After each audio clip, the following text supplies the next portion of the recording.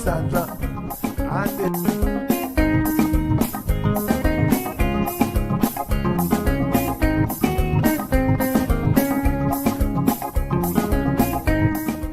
That's right, folks. Everyone is telling their mama about the cold hard truth. Welcome to another episode with more truth telling, more problem solving, and of course, more tea spilling than ever before. Sit back, students, grab your tea and turn up the volume because class is now in session. Call in at 936-2626 because your voice matters. Share your opinion on issues that matter the most to you.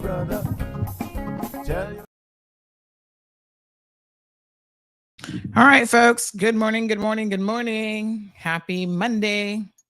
Trying to get this show on the road. Is everybody doing good? We're going to have roll call in just a second. Let me just grab some links, good folks. Happy Monday. What's the weather? Oh my gosh, frog in my throat. What is the weather looking like this morning? We're live on Facebook, YouTube, Instagram. We got you. Bobo 89.1 FM, of course. I hope that you guys had a fantastic weekend. Boy, we got some news to cover this morning. My apologies. We're going to be delving into that after we do our segment with KISS 106. And then we're going to have a roll call moment. And if you're extra sensitive this morning about things, you probably shouldn't listen to the show. You've always got that option because we need to talk about some real hard facts this morning that, are really, really disturbing. So there comes a point in time, folks, when you've got to stand and you've got to stand up for the right thing. And if you do not, my apologies, stand up for the right thing, you are part and parcel of the problem. So we're going to be talking about all of that here this morning. So allow me to send out the links to everyone on WhatsApp. Don't forget, folks, if you follow the platform and sometimes you have a hard time keeping up with social media, but you have a smartphone that has WhatsApp on it, this is a good option for you to sign up for a news distribution notification list. We send out everything that gets posted on the website as well as social media directly to your phone so that it's just easier for you to access it. So good morning to all the Instagram folks. I see you guys are representing some strong numbers on this morning show. Thank you very, very much. Really appreciate it. These are serious times, and I'm not here to sugarcoat anything for the people of the Cayman Islands. I'm here to tell you guys the cold hard truth. And that doesn't make you popular. It doesn't make you, have a whole lot of friends, especially in the political arena, but that's not what I'm looking for. That's not my business. As I often tell people, in fact, my friendship card is full, not looking for any more. But this government's approach to a lot of different things has me extremely concerned.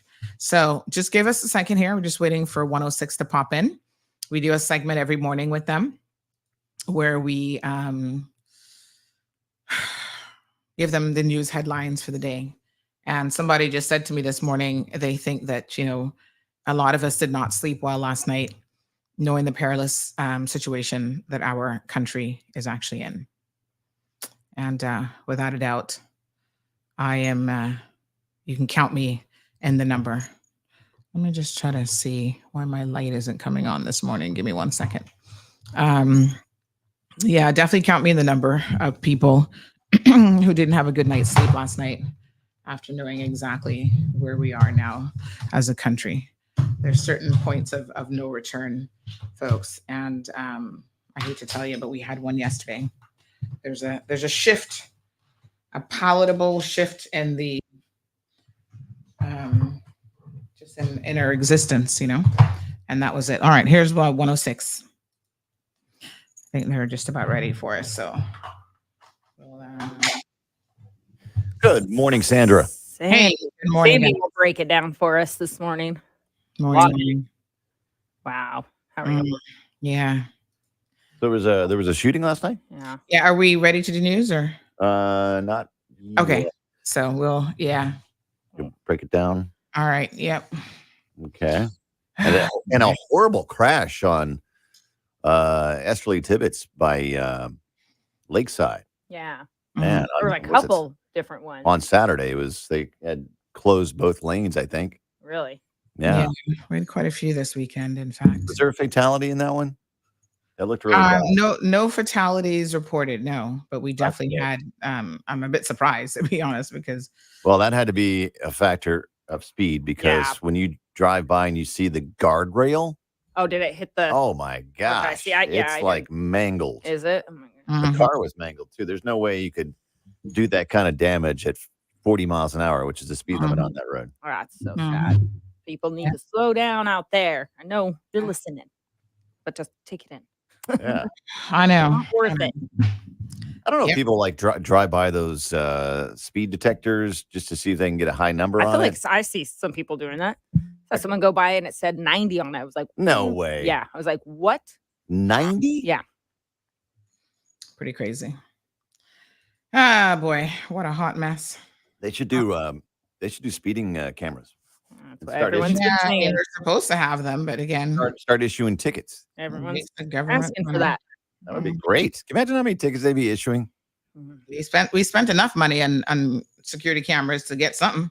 Well, on those CCTV. Well, on those special stickers in your car too. Oh yeah, exactly. Supposed to be RDIS scannable or whatever it is. So, all right, stand by, Sandy. Here we go. All right, here we go. Good morning. What a mess. Big news. I have some important news for you. Interesting news. It's Blake and Darren's Spilling the Tea with Sandy. K-Man's top news headlines of the day from CMR. All right. Good morning, Sandy. How are you? Good morning. Good morning. How are you guys doing? Monday morning. Here we go. Good morning. Big stories from over the weekend. Tell us. Last night. Yeah, let's talk about last night. What happened? Yeah. So, I mean, this is such a shocking story, but we had a mass shooting at a very, very public event at the Ed Bush Playfield in the evening hours. Family and kids and everybody was there. Get out of here. Here we are. So Blake and I are Americans. We've unfortunately hear this news out of our country all the time. This is not something we've ever been here 14 years ever heard. It's so sad. What happened? It is. Well, we understand that it's some beef apparently between two supposed rivaling gangs, possibly Georgetown and West Bay, and some guys decided to come and spray up the place, and upwards of like 7 people were shot. Wow. And has everyone survived? I mean, we haven't received any word of any fatalities yet. So hopefully, the police didn't obviously provide a whole lot of information, but hopefully we'll get some further updates on where they are today. But yes, I mean, this is shocking. But shortly after 9 p.m. last night, police and other emergency services responded to a report of several shots being fired at a football match at the Ed Bush Field in West Bay. And it was reported that the shots were fired outside of the changing room, and several persons arrived at the hospital by private car, and at least 2 were taken by ambulance. So our total figures are between 7 and 9. I think it's more like 9 people because 7 went by private car, and then the additional 2 would have went by ambulance. This is where I get aggravated with this small island stuff. Is the police should be holding a press conference about this event to let the public know. Yeah, we need to know. The specifics on it.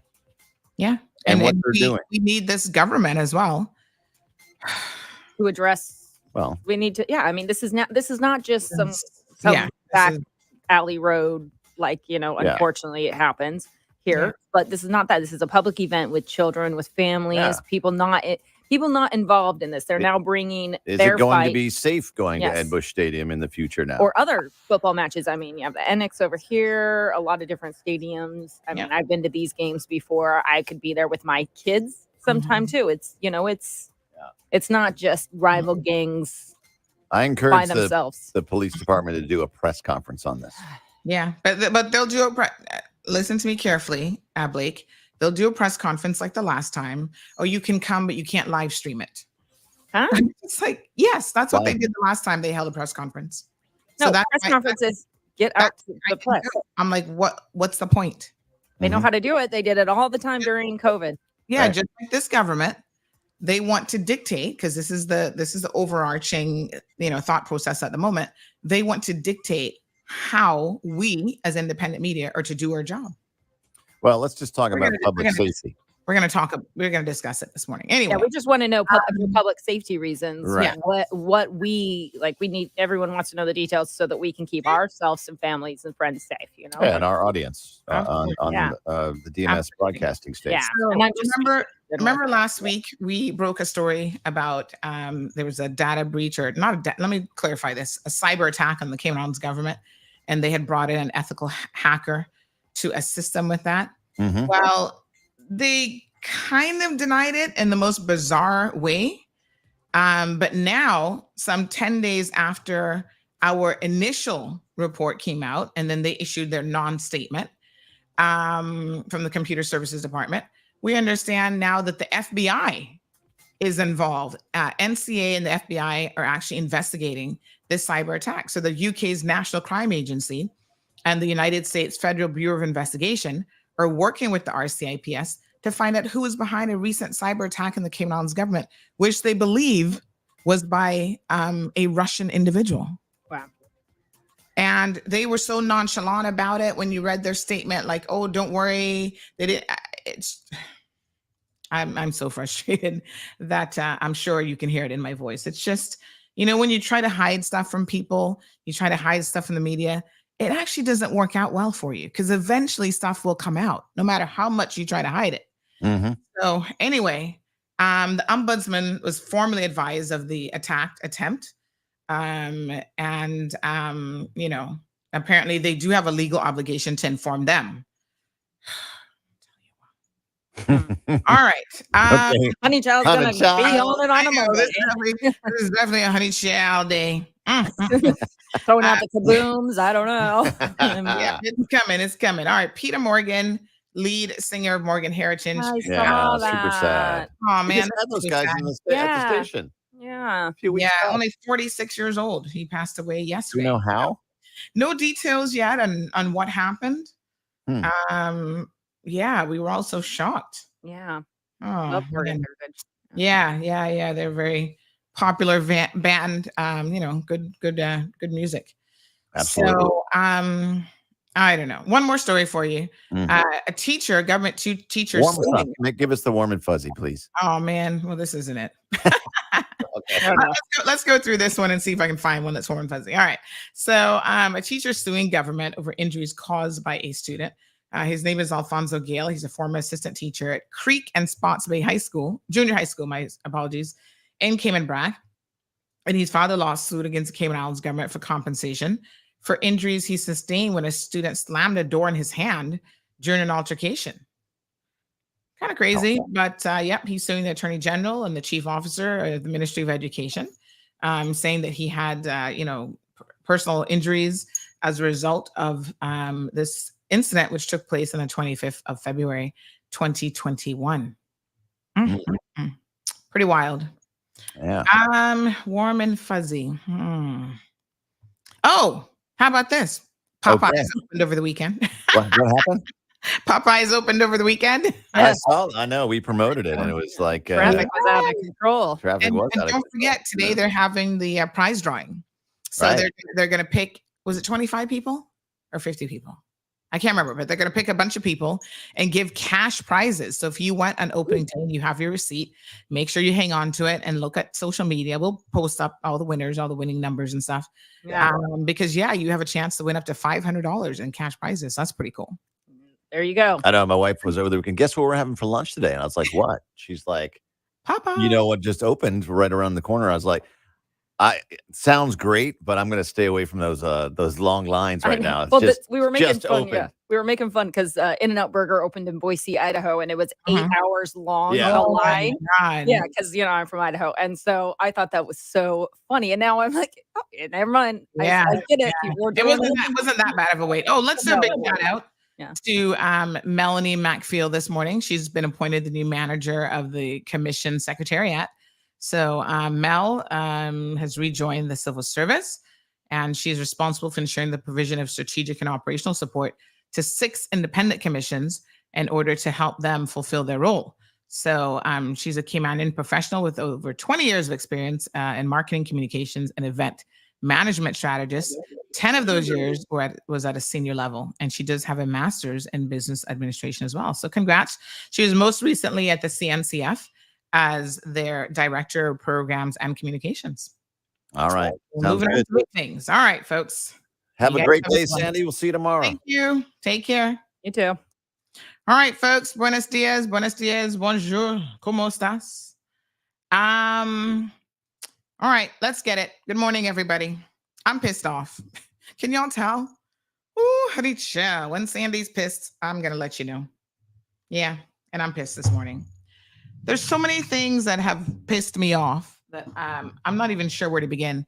Listen, roll call. You're all here. Good morning. Y'all got to forgive me for not individually saying good morning to you all, but we don't got no time to waste. So, okay. So somebody is asking me about the thing, but I don't know if they requested to be on the list. You have to request. When you want to be on the list, you have to request it. We don't just randomly add you on the list. So you've got to request it, and then we'll put you on the list. All right. So listen to me, folks. There's a number of things that really have gotten underneath my skin. I'm going to do some sort of introductory remarks first, and then we're going to get into the meat and potatoes of it. First of all, I'm shocked to be reporting to you all that we have had a mass shooting at a sporting event. This gives me a heavy heart, Cayman, because I'm going to be honest with you. There's certain things that when they happen, the change in what it does to your community and your country is palatable. You can feel it, right? This is one of those moments. We've had other mass shooting incidents, sadly, before. This isn't the first mass shooting incident on our small little time that the island that time forgot island. But this is different. This is so reckless. This is so absolutely disgusting, right? That anybody in their right mind, which I don't think these guys are, would go to a public event such as a football match with children and people's families and loved ones and open up shooting people. This is unbelievable. My heart breaks for this country right now, right? We sit here on this platform and we talk about where the US has gone. We talk about these mass shootings, which are normal there, people getting shot up. Nobody wants to go to the mall because you don't know if you're going to survive a trip to the mall. Cayman is now in the same boat. This is really, really hard for me to swallow. You know, I didn't move back home to my beautiful island for this to be what I'm reporting on and what we as Caymanians are dealing with. Let me tell you something. Whoever these individuals are, and there will be those of you who know exactly who they are. We need to bring back the death penalty for people like this. And I'm not joking. I don't care if this is your brother, your cousin, your best friend. If the shooters are listening to this program this morning, you deserve the death penalty for pulling a stunt like this. This is ridiculous. But you see, all of us sitting back pretending like we can be so isolated from crime. You live in your little gated communities and you think you are safe. You are not safe. We have to take an approach of stamping out all crime in this country. This is why when y'all talk foolishness about, oh, mind your business and this, that, I don't care. You know what I'm saying? I don't care because this is my country. And if we don't take ownership of some of what is happening here, all of it really, we're going to go to hell in a handbasket. And it's not going to take us very long, unfortunately. Not when you got idiots out there with a peanut for a brain who don't understand how their own actions are going to cause the destruction of this country. Y'all complaining right now about, oh, you can't find jobs and oh, expats come in here, take it over your country. Yeah? Wait till the day that not even the expats want to be here. And you guys see what kind of jobs you're going to get. You're going to see what that CI dollar is going to be worth. Get it together. Get it together. And trust me, as much as I might have issues with the RCIPS on occasion, I'm here to support them when it comes to crime fighting. And if anybody knows who's responsible for this shooting and what went down, you have a responsibility to inform the police. They need to bring back the death penalty. I mean, these guys should never see daylight ever again. This is just utterly disgusting. Where do we go from here? We have a government that is hell-bent on silencing the people, silencing independent media. We're going to get to her this morning. Don't worry, not coming. Right? She is so delusional. Her government has been in power for months and she can't have a press conference on nothing. She doesn't care about you. She doesn't care about your children. Mass shooting, she should be having a national, what do you call it? What the hell you calls it now? A press conference this morning. She's not gonna do that because she does not care. Oh, I have a video to show y'all exactly how much this woman cares. And I need y'all to please pay attention. This isn't about me. Let me be very, very, very careful. Not careful. Let me just be very, very straight with y'all this morning, right? I don't know what's going on with my computer now. Look like it's trying to freeze up on me. Listen, today not a day for that, honey child. Give me 1 second. I think Firefox acting up. Just a second. Let me close it and reopen it. Yeah, this listen to me very, very carefully, folks. I don't care what Julie thinks about me. Thankfully, she not putting no bread or butter on my table. Praise. Can we get a hallelujah? Oops. Why I can't hear my hallelujah button? Wrong one. Despite her best efforts, she don't feed me. I will stay plump and as happy as possible. But my heart breaks, right? We have so many serious problems that should be addressed in this country. But this woman has the audacity and the nerve to focus her attention, the little bit that she gives the civil service, right? She showed up to senior leadership conference on Friday telling civil servants, don't share information with CMR because, ooh, we'll know. We can track you. Putting fear in the people of this country. We don't need you to put Juliana O'Connor Connolly. Please pay attention. We don't need you to put fear in us. We are already fearful. And the things that we are fearful of, the rise in gun crime, mass shootings in this country, right? Piss poor education, all of the things that we are fearful for, are fearful of, you are doing nothing about. Caller, good morning.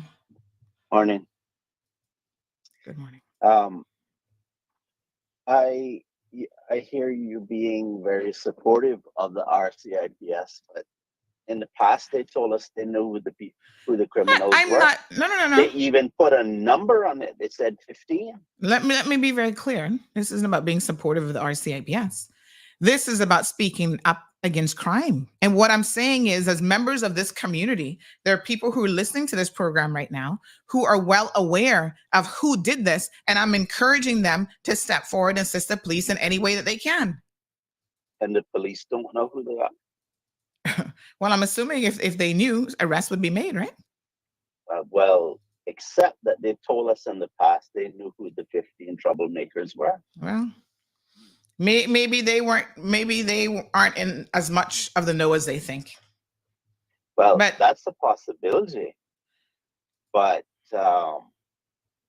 it's pretty bad when you have such a small number of criminals and you can't figure out who's responsible. Okay. So I'm sorry, but I think the RCIPS is focused on the wrong things, and perhaps they're a little afraid themselves. I wouldn't doubt it. Thank you. Take care. When you have the leadership of this country not giving a darn, what do you expect? What would we expect of the RCIPS? We're going to get to them this morning as well. Caymanians, good morning. This is horrific news. Trust me. Upwards of 7 to 9 people were shot last night.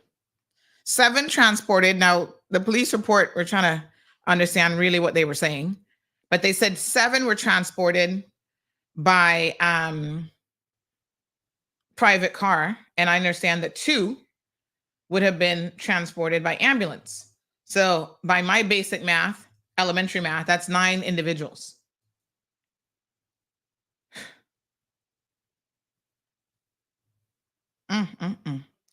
Varying numbers though, because my one source says 5 by private car, 2 by EMS, so that's a total of 7. The police said 7 by private car. The EMS definitely took 2.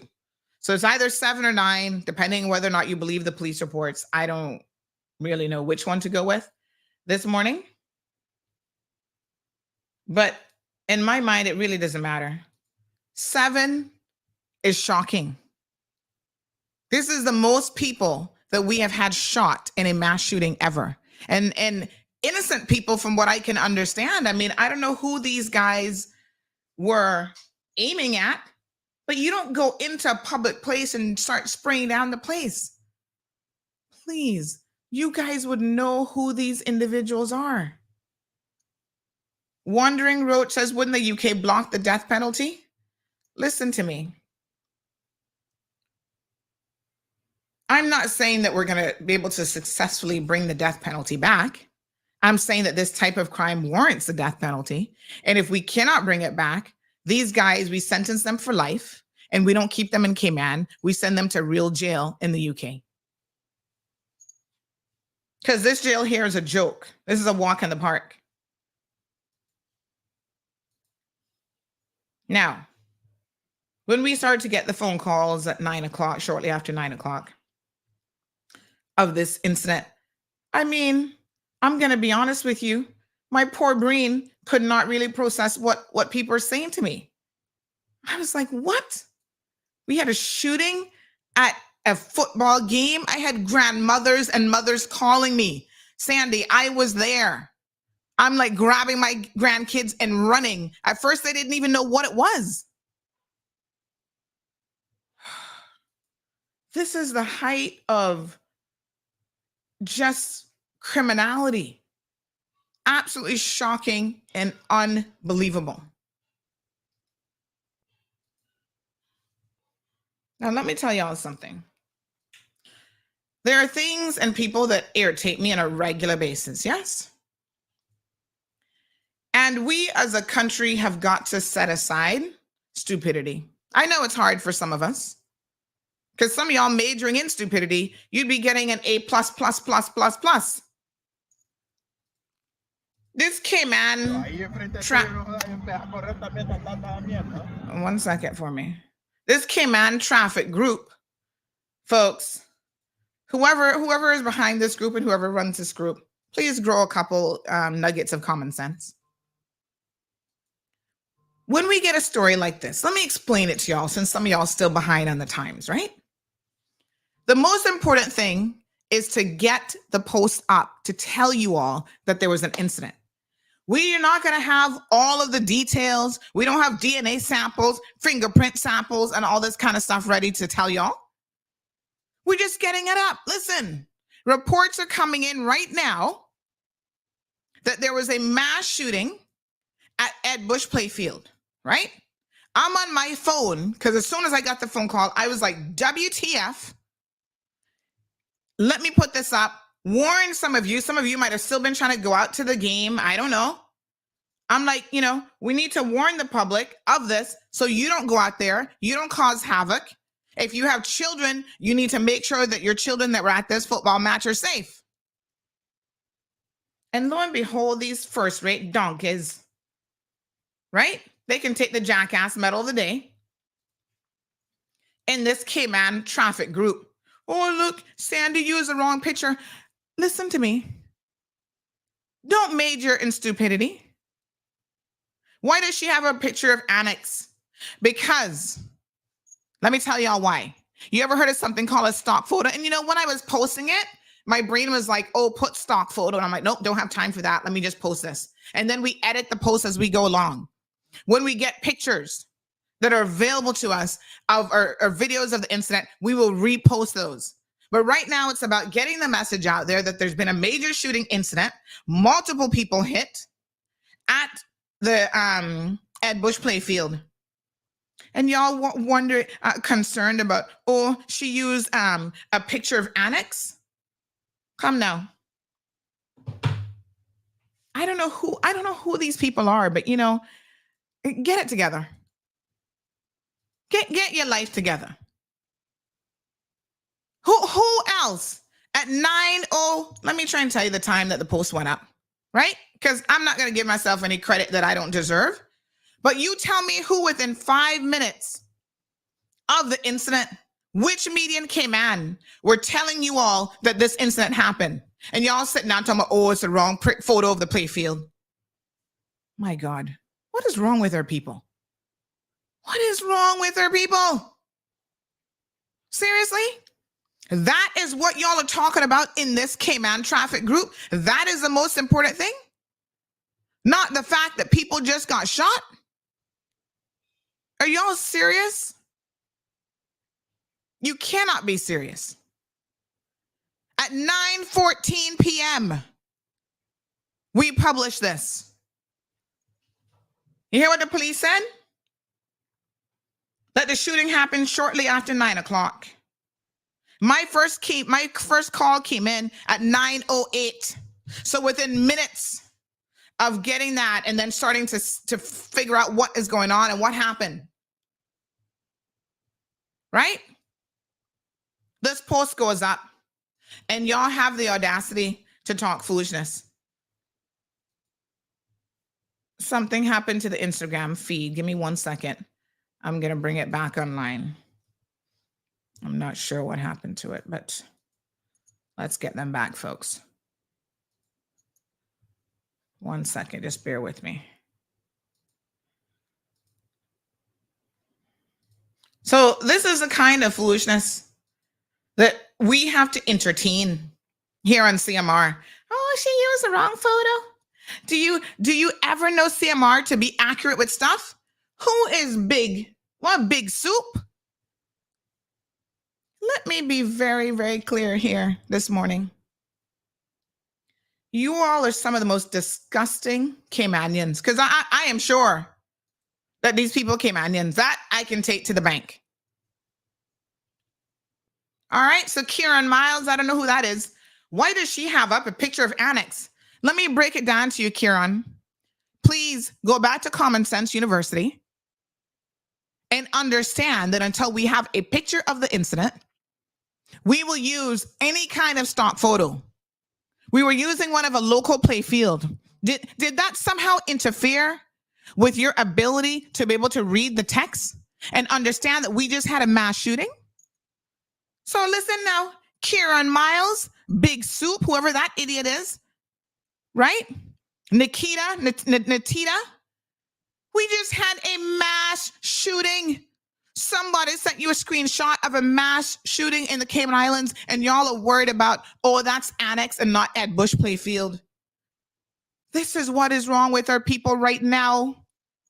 You all have lost the plot. Not a single one of these people in this conversation are worried about the fact that our country is going to hell in a handbasket. They're worried that CMR used the wrong photo. Can you imagine? Common sense wouldn't dictate to them, because if they follow the platform, they would see that this is something we do all the time. Because in order to post it up on Facebook and Instagram, we need a photo. You can't just post text. Right? So we grab it. But the important information to say that there has been a breaking story, there's been a shooting at Bush Playfield.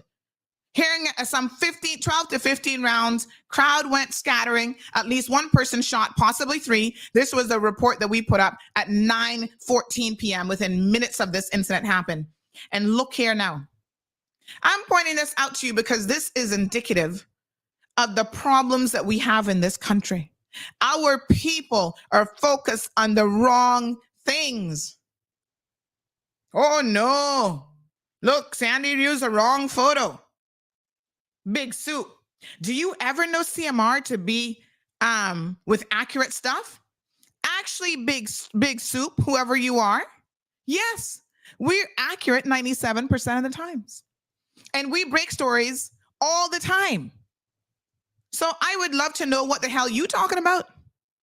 Have you ever known CMR to be with accurate stuff? Who is Big Soup? Please give me a proper name for how our people have become so stupid.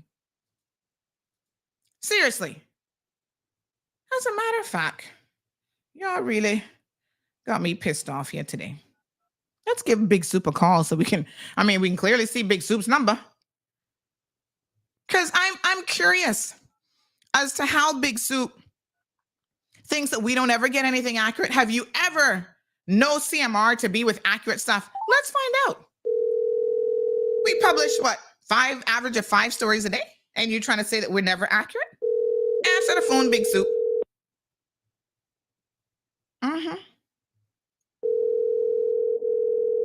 No answer?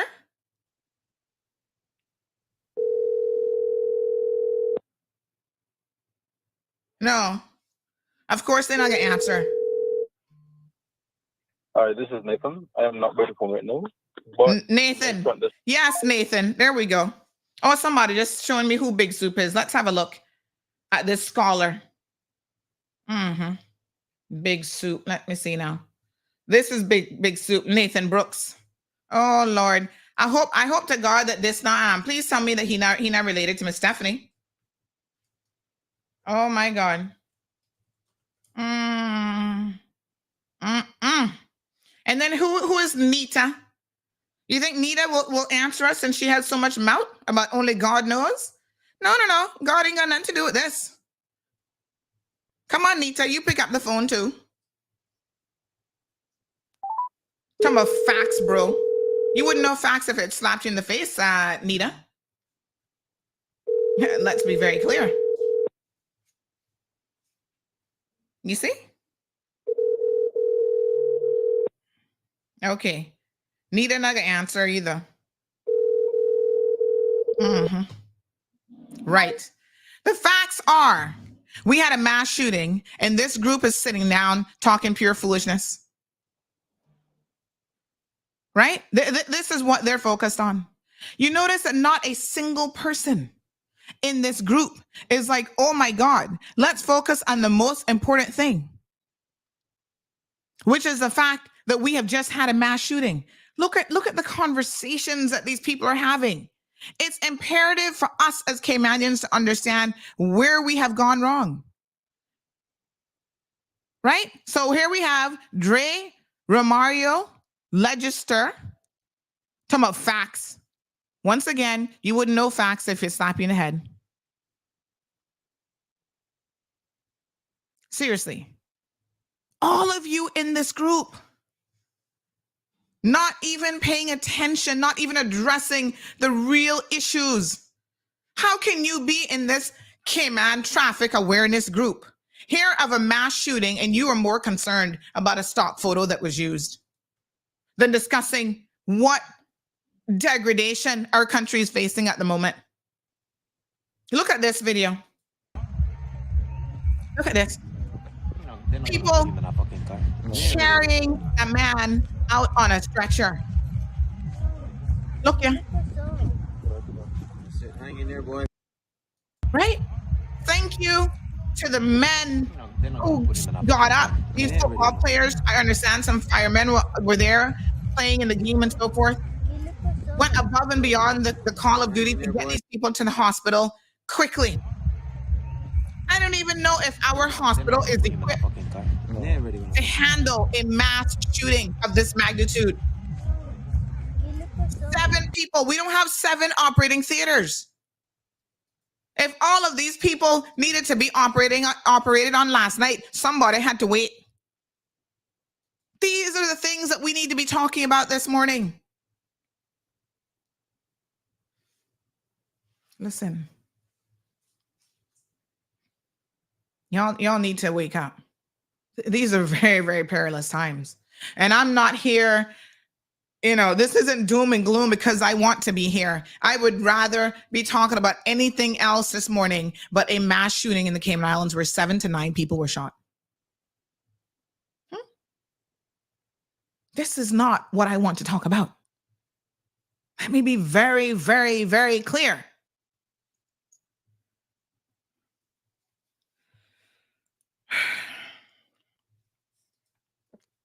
JD says a slight pile of cussing and then radio. No. If I had time for an after show today, y'all wouldn't be able to take it. Lord knows. But I'm going to just keep my cool because I hope that is going to be the most effective way of getting through to y'all. Because y'all know when I pop off, it don't be good. So I don't know what's going on with the Instagram feed this morning, but it keeps dropping. I noticed it just dropped again. So we will do our best to really just keep the conversation going.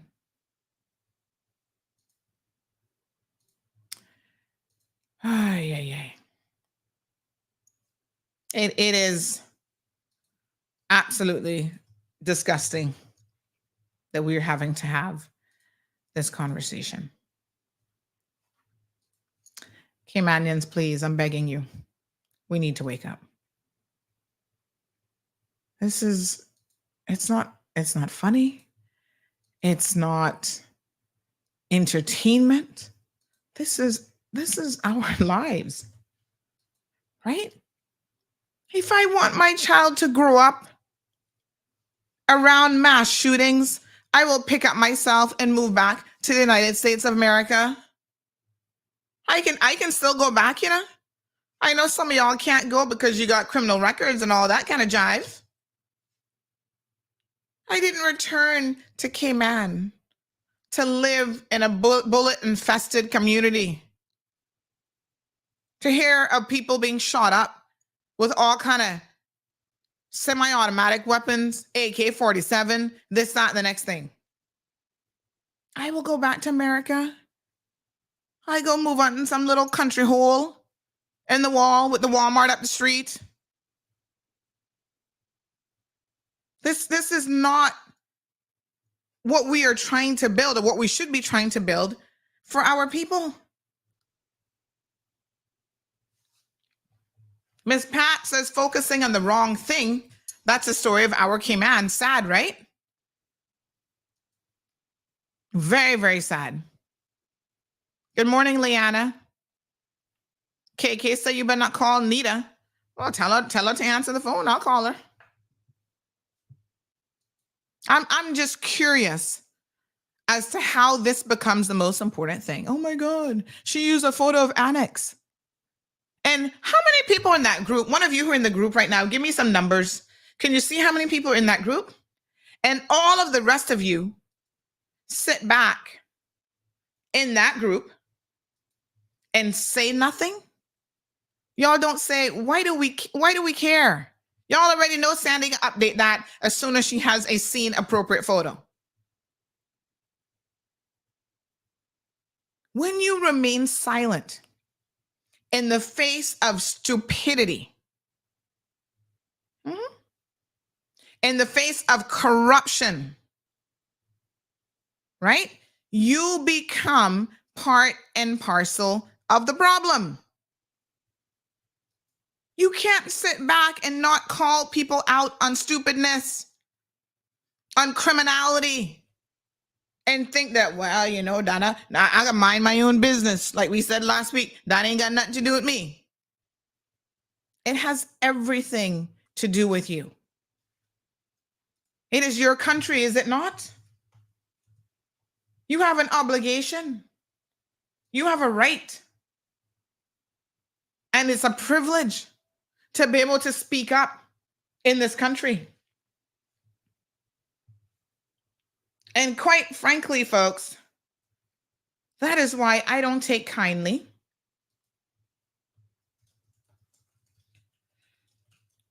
to politicians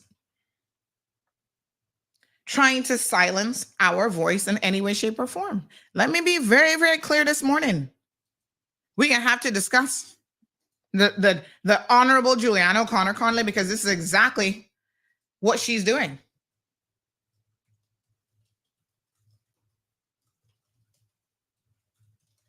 Yeah?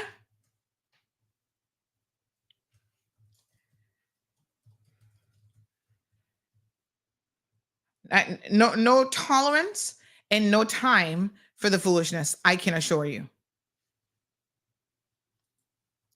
Miss Venice says, Sandy, don't stress over these few. Keep going for us, the people. I know. And it's always the minority, you know, but listen to me.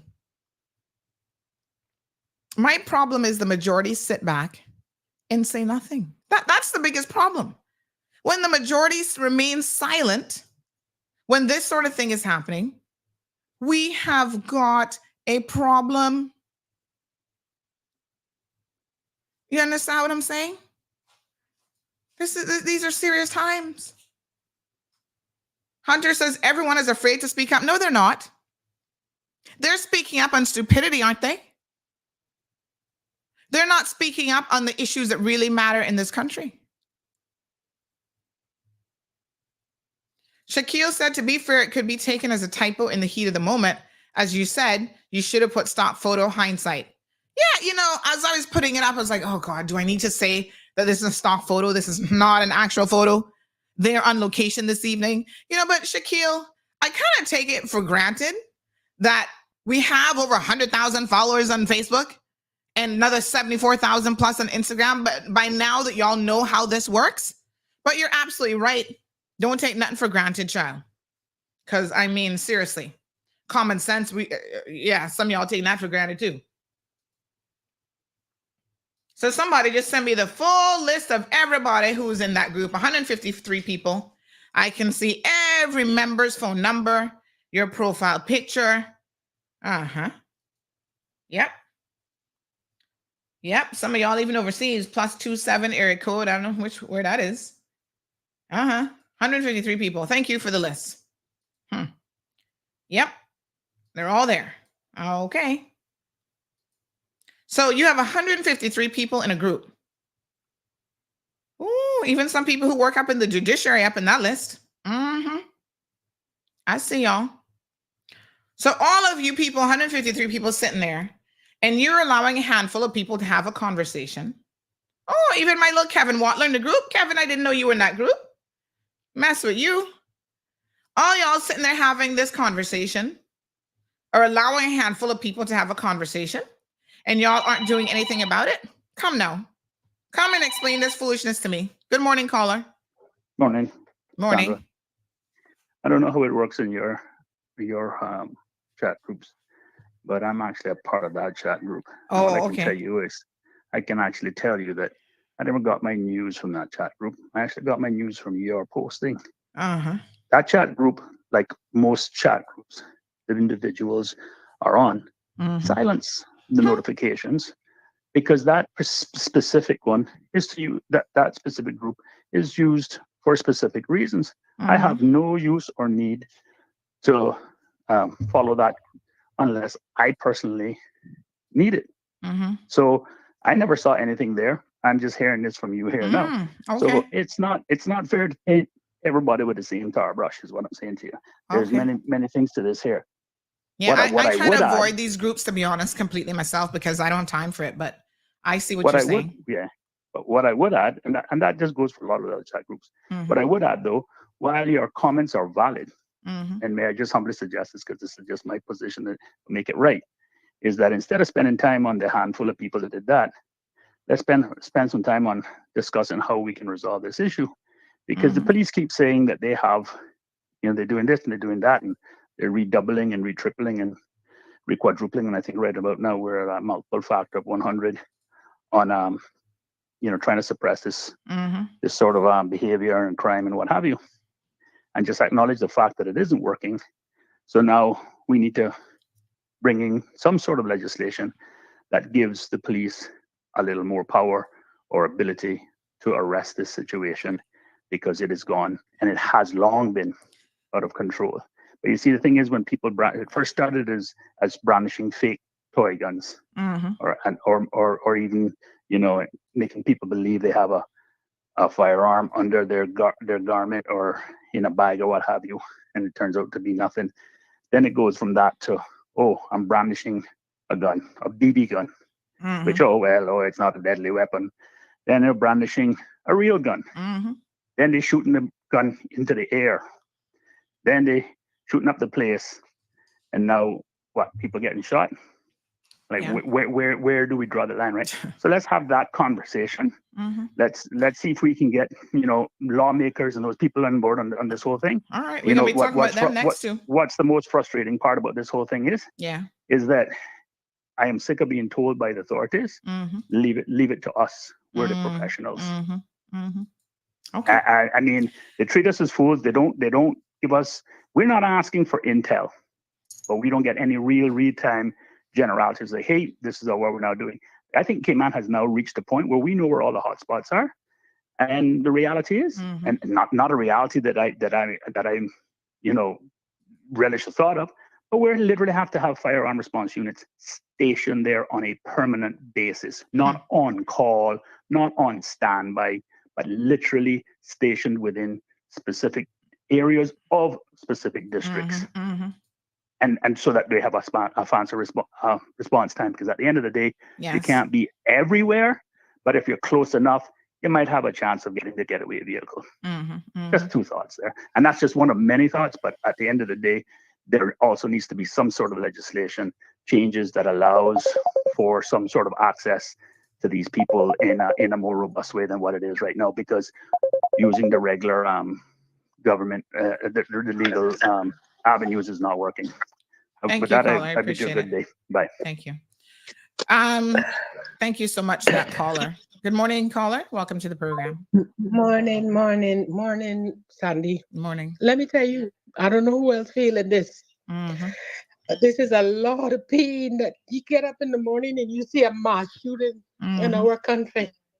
This is sad. This is really, really sad. And we need, like you said, to stop. Talk today so we can save tomorrow. Talk today. Somebody knew, or some people knew what was going on, what was going to go down. Look at the innocent people all on a Sunday evening enjoying our favorite game, football. This is going to go worldwide, of course. When they're talking about these other things about other countries, listen, we're not far from that. What happened to the police? Trust me. What happened to spontaneous?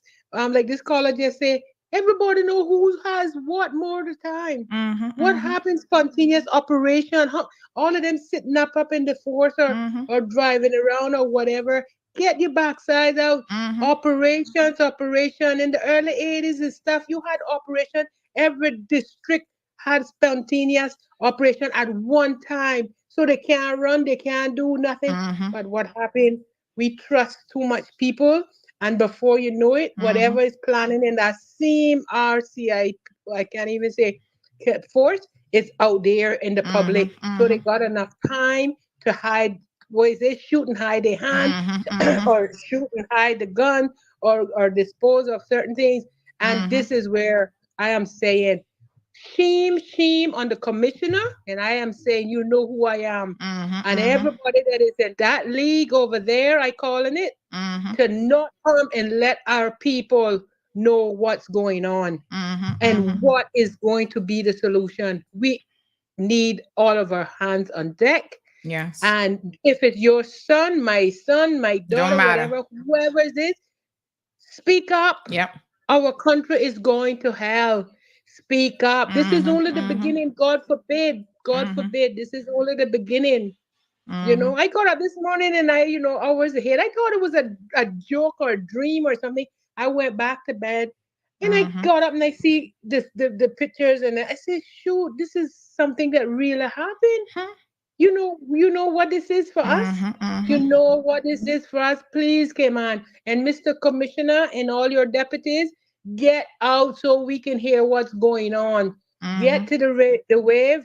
Tell us what your plan. We don't have to know everything, but unless you get the respect from the public, half of the problems and crimes are not going to be solved. And the public is every resident that is in Cayman that is enjoying everything about us to get off and speak up.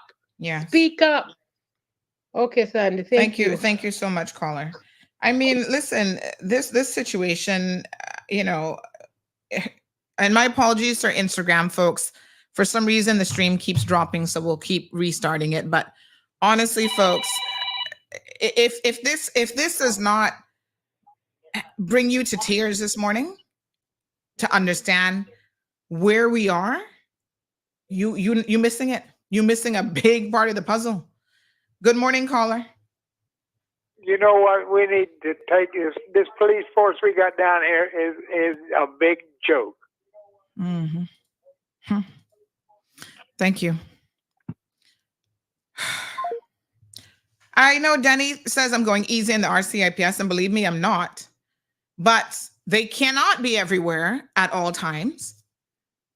And what have we come to when we need armed units at a football match? It's bad enough that we need armed units walking around following the armored trucks, but we need them at a football match as well.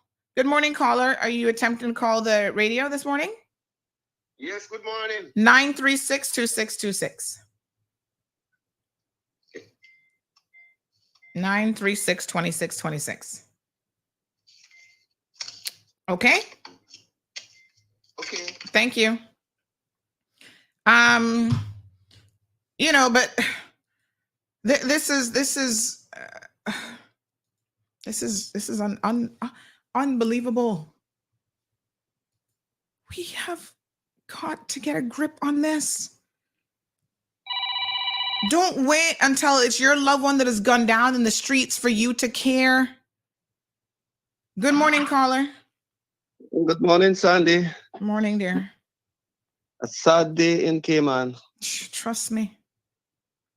I listen, we are adopting bad things, and we are not trying to learn from other people's example. What I'm going to advise you to do is to try and speak to some of these police officers on a strictly confidential basis, and they will tell you what is going on. They are scared of doing their duties. A lot of them refer to themselves as being security guards. Wow. I remember a high-ranking police officer told me that he got confidential information from an informant. So you know policing, you have your informers who they trust you, they will come and tell you something, knowing that that information don't go anywhere further than that. He got information about guns being moved right here in Cayman. And when he went to his superior, they wanted to know exactly where he got the information from. And he refused, because basically you would have been putting the man's life in jeopardy. And that is what is happening.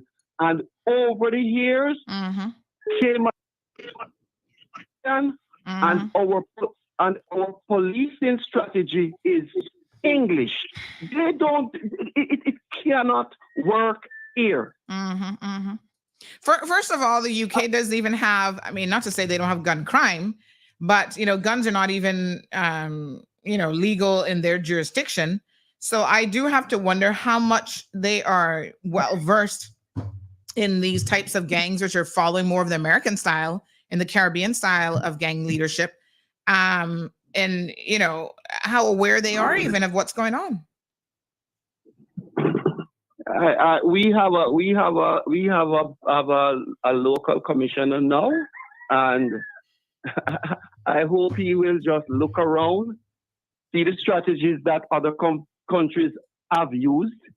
Even if we have to bring in some of these high-profile crime fighters to help us to deal with this situation before it gets out of hand. Yes. These criminals here, the fact is that our penal system is not a deterrent to crime in this country. Absolutely. So these guys, they will continue to go around, terrorize people, do what they want to do, knowing that the consequences is nil, and frankly, they don't care about this country.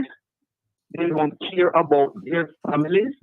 So I am appealing to those out there who know these perpetrators. Listen, you got to come forward, because soon as very soon, one of these days, that gun is gonna turn on you. Exactly.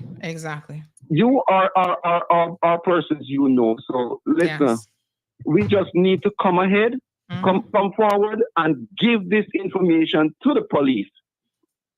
And I think that especially in certain areas, I remember once an officer told me that they wanted someone down in Dog City, and they couldn't get the person. And what they did, they make while one patrol car is coming out of Dog City, another one is going in. And we know that these communities, you have illegal activities going on, such as the numbers being sold, liquor being sold. And when these patrol vehicles start to go through like that, the numbers person can't sell his number, the liquor person can't sell his liquor. So they did what they had to do. The person that the police was looking for turned himself into the police, turned himself in. Thank you, Colin. Because he was impeding business. Okay, Sandy. All right, we've got 3 more people on the line. Just give me 1 second and I'll tell you guys who is up next. Please hold. So next in the queue, we have 8030. Good morning, caller. Morning, Miss Sandy. Morning there. I know it's not your responsibility, but I was going to ask if you could just please share the Crime Stoppers number. Okay. On the Facebook, Instagram page, and see if maybe we could get something done. Not a problem. Thank you so much. Next up is 4826. Good morning, caller. Hello, good morning. Morning, Sandy. Morning. Sandy. Honestly, who does this really surprise? Who does this really surprise, Sandy? I mean, look at the way Cayman is and has been heading. And as the last caller stated, prosecution doesn't fit the crime. It's too lax here. It's too lax. Yes.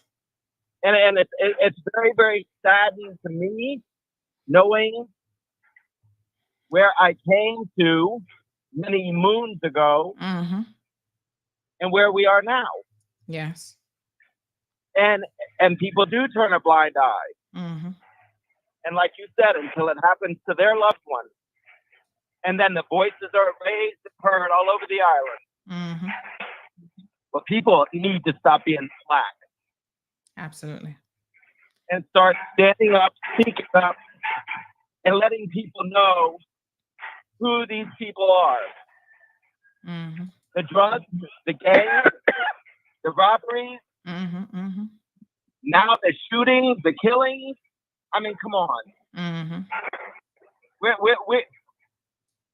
are not the safe island we once were. And once word gets out, which it is getting out, God help the Cayman Islands. Thank you, caller.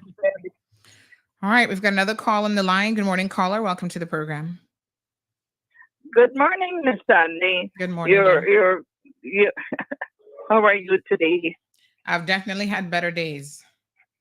Yes. I guess we all have. But anyway, the caller, the first caller there, is talking, gun crime and whatnot, and we're doing nothing about it. He is so right. I mean, thank you, sir. But the thing is, about England, the police don't carry guns, or not far as I know. Yeah, most of them don't. So I think it's a similar approach where they may have an armed unit for specific things, but yeah. Yes. And just a little while back, I think it was last year, they had to send the military, their military, which they got a strong military. We should send some of our bad boys up there. They'll break them in. Anyway, to Turks and Caicos, because it was a lot of so much crime there that they couldn't handle it, and they sent people down there. But it was from the military. But what I'm saying, whenever the police catch these bad boys, how come our government, since they clean, we're for England, send them up there, and I bet you one thing, they'll break them in a hurry. They'll break them or make them. But it is so many things that are hidden in this island that when you call the police, it is so discouraging because they want to find out who your grandfather is first before. And you're telling them this is an emergency. A few years ago, when I used to walk on the Turtle Farm Road, but now it's a racetrack. And I'm scared to walk on the road now. And I heard an alarm going off in a house that I knew it wasn't anybody there because the house is belonging to some foreign people. They only come, at a certain time of the year. So I called the police, and I told them all the details, the color, where it was, the number of the house, everything. Well, did I go and find out what was there? I could hear the alarm from the road. Supposing that was people breaking in the house with guns or knives or stuff, I must go. That is their job. And then they asked me, how do I know it was a fire? All kind of stupid question. And I'm thinking to myself, good Lord, if this is what we paid to wear, to give them a paycheck and wear our uniforms that we got to buy, or the shoes that we got to buy, to run in their cars, and if they have one little dent in it, they pull it up and buy a new one. What the heck is going on? That's just like cleaning up the road after the bad Northwester. Now, down Turtle Farm Road was really bad, and it's still rocks and stuff on the side of it. For the first 2 days, seeing the regiment down there, and I was surprised but not shocked. Surprised that they have all these vehicles and they were directing traffic. Never seen them since. What in the heck is going on here? Regiment for what? And dressed up like army people. But how did they get dressed up like that? We do it. But it's not enough people talking out there and making our politicians know that this cannot be right. By the way, we don't see any of them. Getting to them next. Leave me there, caller. We need to get to them next as well. Thank you so much. Oh, okay, good. Thank you very much. Yes, ma'am. Thank you. I can't seem to find a number for Crime Stoppers. I don't know if the number is no longer in effect. What I do have is a local confidential tip line, which I've got here on the screen for the RCIPS, but I don't see, remember how we used to have a toll-free number for Crime Stoppers? I don't see that anymore. When I click on the Crime Stoppers thing, it says Cayman Islands Crime Stoppers. It takes you to a page, an internet page where you have to fill out that page. Does anybody know if we still have a toll-free number? So it's cityprotect.com and it's English, Spanish, French, Canadian, Portuguese, Brazil. And then they want you to fill this out and select the address. I don't know what this is exactly. I don't know what this City Protect is. But when I click on the Cayman Islands Crime Stopper link, this is where it takes you to this website to then fill out. It's a one-page website to then fill out this form. So I don't know exactly how this works, but I definitely don't see the Crime Stoppers 800 number anymore. So I can only assume that that number is no longer operational. Again, you know, we're not told any of this stuff. I don't think that number works anymore. Somebody says it was 800 tips. Can you try calling it and see if it actually works? Because it would be very peculiar if it's a working number and the RCIPS doesn't actually share that on their website. Let's take a quick commercial break and then I want to talk about slackness. This 13th of April at Festival Green, Camana Bay, get ready to experience the culinary capital of the Caribbean. To support local restaurants. To celebrate Cayman heritage. To feel the rhythm and dance the night away with family and friends. Get ready to taste. Get your tickets online now. Visit tasteofcayman.org.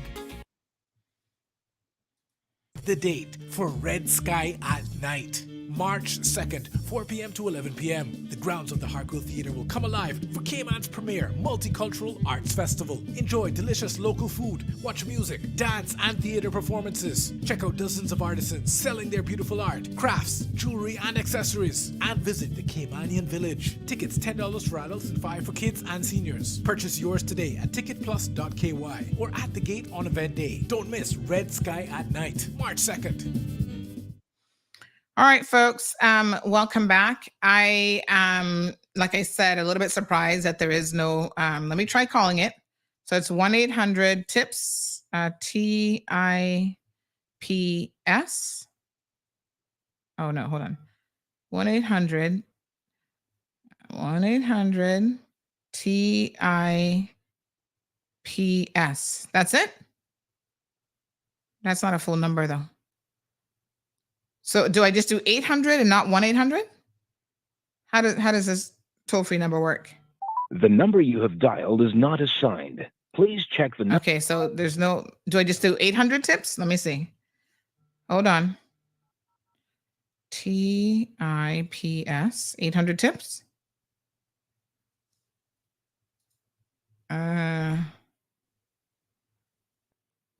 Number you dialed is temporarily out of service. If you feel that you have reached this record. Does anybody know what the Crime Stoppers number is? We don't even have a Crime Stoppers number anymore? Somebody said, I thought it was 1-800-949-77. Well, that's the local number that we have on the screen, 949-7777. But you will find out here in a second when we continue this conversation that people don't always want to feel like they're talking to local police, like they really want to try to remain as anonymous as possible. Somebody says, there you go again, talking about slackness. Folks, we've got about 1,000 people listening to the show online this morning between our 3 social media platforms, 830 on Facebook and YouTube, another 61 at the moment on Instagram. That was over 100. So 800 tips not working. So just 800 tips, that's not working. No one. Okay, let me try it again. 800 and then TIPS, which is 8477. The number you dialed is temporarily. Apparently, somebody just sent me something saying that they've Cayman Crime Stoppers. I don't know when this was sent out. Somebody sent a clip from Compass Media saying that it's gone completely digital. There's a new app and website for people to submit information, so there's no longer a phone number.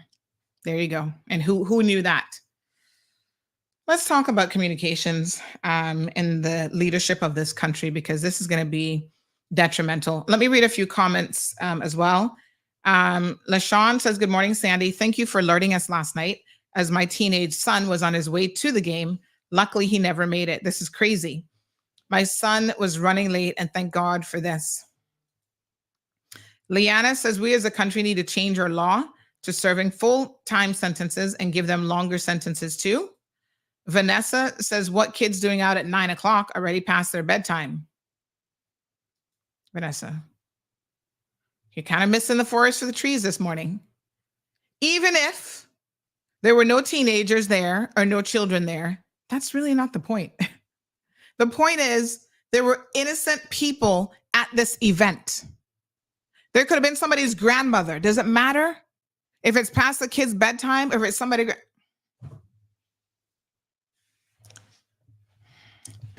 Listen to me. Sometimes y'all just need to not say anything.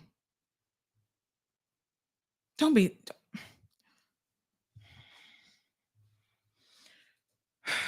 Tosh says the blame lies with the shooters and the community members who don't want to speak up and say who has guns. We community involvement and help to identify the shooters.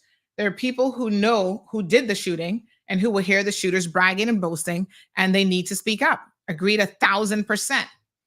Siobhan says, hate to tell you, paradise been lost. It's just getting worse, unfortunately. KK says you're exposing the dirt and they're trying to cover it up, and they don't want that. She better put her best interest in education, speaking about her premiere now.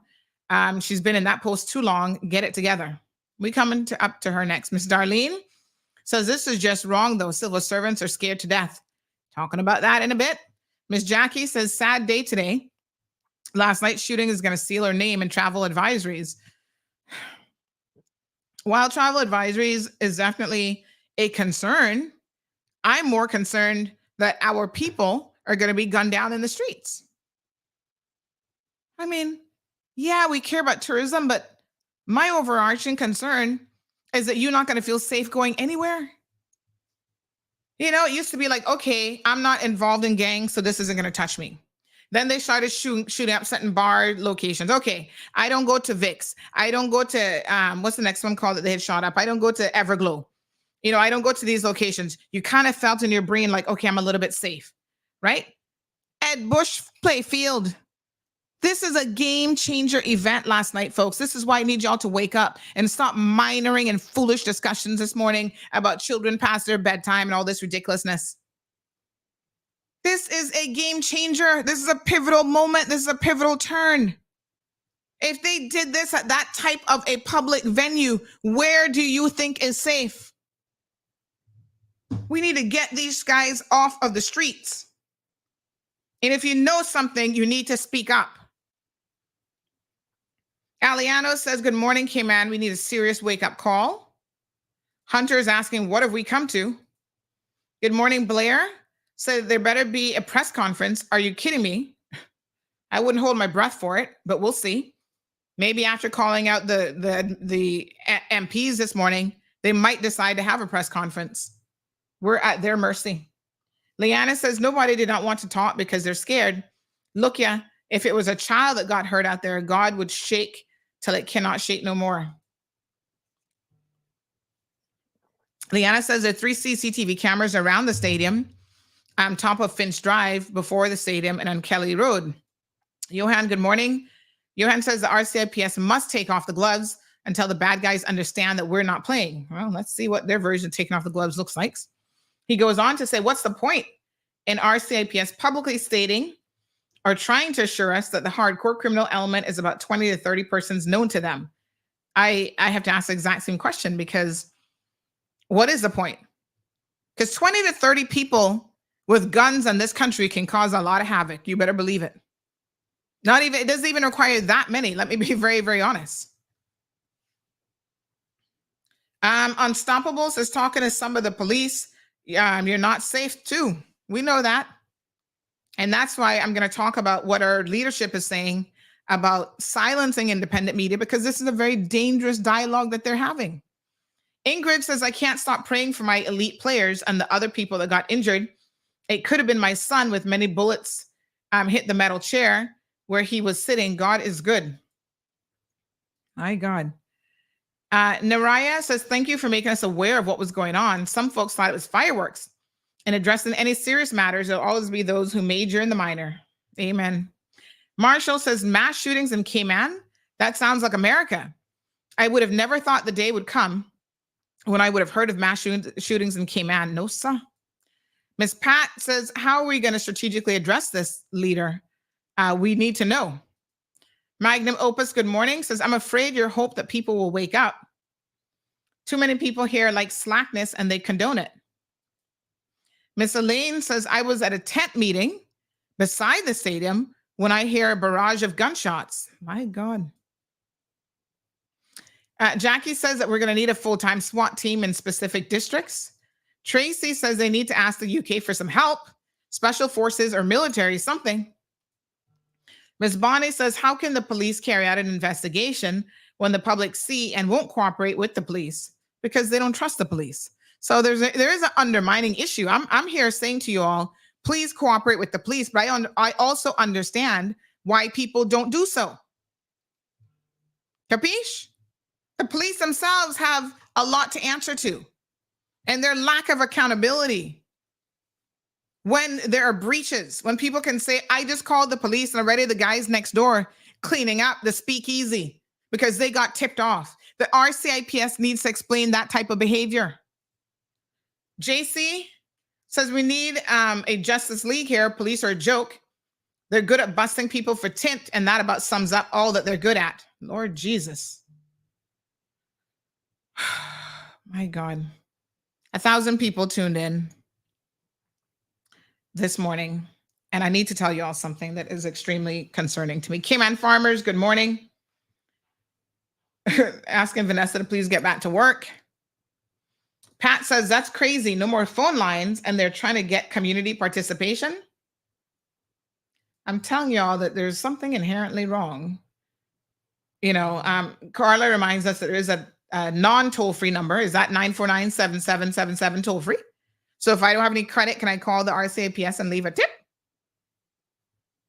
Olive, good morning. Says that don't make no sense. Scott says, I saw somewhere the headline included mass shooting, which it was. Is this where the UK steps in to address the gun violence? Good morning, caller. Good morning, Ms. Sandy. Just a question. That top official from England that came here, I think it was last week. Speak up just a little bit for me. Yeah, that top British official that came here just last week, I think it was, to look over the crime situation in the Cayman Islands. What is this really all about? Well, we actually have an interview with him that I would like to share with you guys, but in typical UK fashion, before we can air that the media junket that they had with him here, before we can air it, we have to send it to his office and they have to review and authorize it. And we haven't heard back from them yet. So you could hear exactly what he was here for in his own words, if we could actually play that, but we're waiting on the UK to respond to our email. Okay. You know, it's just sad. You know, it's like you put on topical ointment or cream on issues here and nothing is really done at the bottom, the root of things, you know. Thank you. Thank you so much. Yeah, I mean, you know, to be quite honest, this is why you find that a lot of Cayman media is even hesitant to go to these types of events, these so-called press conferences that aren't really press conferences, because they want to dictate to us how we can deliver the news to you, the people. Listen, I understand the necessity sometimes to follow rules. We all have to follow rules. We live in a society that is dictated and governed by order and by rule following, although some of us around here shooting up the place. But it makes no sense for PR people who don't even understand the Cayman Islands to host a press conference, an RCIPS press conference, and then tell us we can't live stream it. Y'all are missing a lot. You do not understand the place in which you work. I understand what the people want, and they want the information live and in real terms, unfiltered. Recently, I had the opportunity to speak to a group of professionals at an event, and somebody said to me, "Oh, Miss Sandy, do you think, do you have some responsibility towards people's children when you post certain things and children might see it?" And I said, "No." I said, "You all as parents have the responsibility. That's your job as a parent, to monitor what your children view, not my job. My job is to put the information out there. And this is what CMR has done from the onset. I'm not here to filter nothing for you all. You can put up your own filters. If you don't want to listen to the cold hard truth, you don't have to listen. If you don't want to read our platform, you can block the platform where you don't see none of the notifications. You decide what information you want to take in. Okay? We're going to put it out there. And then it's completely up to you. Filter it for your children if it's not age appropriate.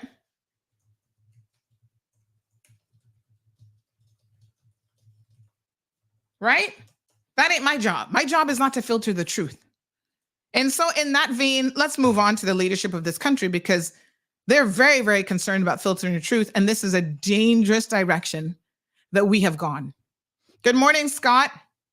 Scott says, so many of us call this island home, and it's clear none of us are safe anymore. What's next, Camana Bay or downtown Georgetown? Now is the time for people to know anything. Now is the time for people who know anything to tell. Good morning, Miss Lynn. Says, if this is not a wake-up call, I don't know what is. It's time for a march. Scotland Yard, please help. Magnum Opus says, giving police more powers is fine, but I doubt it will yield the results we hope. The majority of people in the RCIPS have no vested interest in putting their lives on the line for Cayman. Facts. Well, if the officers themselves are saying that they're afraid and they're not going to put their lives on the line, yeah, I mean, we got some real issues. Rachel says, heartbreaking that families cannot attend a football game without fearing a mass shooting. Sandy's right. This is a pivotal moment. Zero tolerance for guns or for concealing information about guns and their hiding places. I honestly think the 10-year sentence for a firearm needs to be doubled. We need a minimum of 20 years. Listen to me carefully. One way in which we send messaging to these individuals is by upping that limit. 10 years and they only serve 60%. 20 years and you serve 100%. No time off. Good morning, caller. Sandy, it's already 20 years. Well, I mean, they can't. Let me be very clear. The 10 years is the minimum. Yes, because we did have a guy last year who got 20-something years, but there was other things added on. It wasn't just the gun possession. I'm saying the minimum now needs to be 20 years. Well, let me tell you what it is. It's 20 years and not or, and 100,000. But the way that's to be interpreted is it means up to 20 years and up to 100,000, with the minimum being 10 if you don't admit, and if you admit, the minimum being 7. So it's already 20 years. What the problem is the people who claim to be in charge of the country are not tough on crime. Now, I agree that the general public needs to do their part to help fight crime. I've been arguing for people to speak up for 30 years. Let that sink in. And the most difference that has been made on the front of people speaking up is recently with CMR. But that's still not enough. But the point is, the police don't need more powers. they have the powers they need. They don't use them. Thank you. Take care.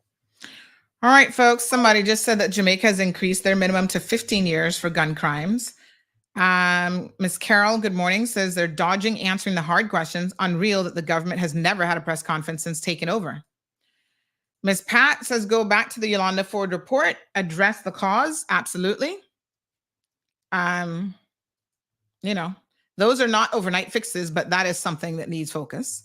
Miss Olive says, but everyone is here blaming and bashing the police. What about the families and friends? The police is not here to stop crime. They're here to solve crime. And without help from the public, they're not able to solve crime. Strong Will says, good morning, Sandy. She's talking nonsense. It's events time, has nothing to do with it. We talk about innocent people. This is serious. Looks like Instagram just got dropped again. Oh, good Lord. What's going on with IG today? Rachel says, heartbreaking that families cannot attend a football. Sorry, one second for me. 1 second here, folks. I'm not really sure what's going on with the Instagram feed today, but they're really participating. So I want to, there were over 100 people. So I want to make sure that they're included as best we can. This is like my 4th time restarting that stream this morning. Ay. What a hot mess. That's okay. We'll just get it done. So Rachel says, Sandy is right. This is a pivotal moment. Zero tolerance for guns or for concealing weapons about guns and their hiding places. I think I read that twice. I feel like I read that already. Okay, let's see. Miss Nona says Cayman is now shifting to mass shootings, taking a pattern out of the U.S. Because when the U.S. sneezes, Cayman catches the cold. Leanna says, what about Juju? What's she saying? Or does this matter? Well, let's talk about her. Miss Donna says, thank the Lord for CMR. Without you, Sandra, we would have no news. This is what Juliana O'Connor Conley is busy doing. I want y'all to listen very carefully. On Friday morning, I received multiple messages. Let me read them to you so you can hear what people were saying to me. And then I'm going to tell y'all exactly what I have to say to the premier of this country. So this was Friday morning, 10:17. Hearing that Julie is giving you lashing at a senior civil servants leadership seminar this morning, I responded and said, poor her, she has time.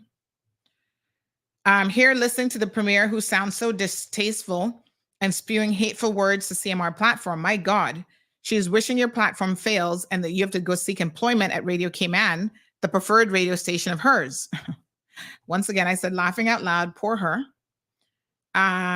Imagine, the person comes back, imagine this is a senior leadership seminar, and she said these things, even through shade that before the morning show, CMR will hear everything she said here today.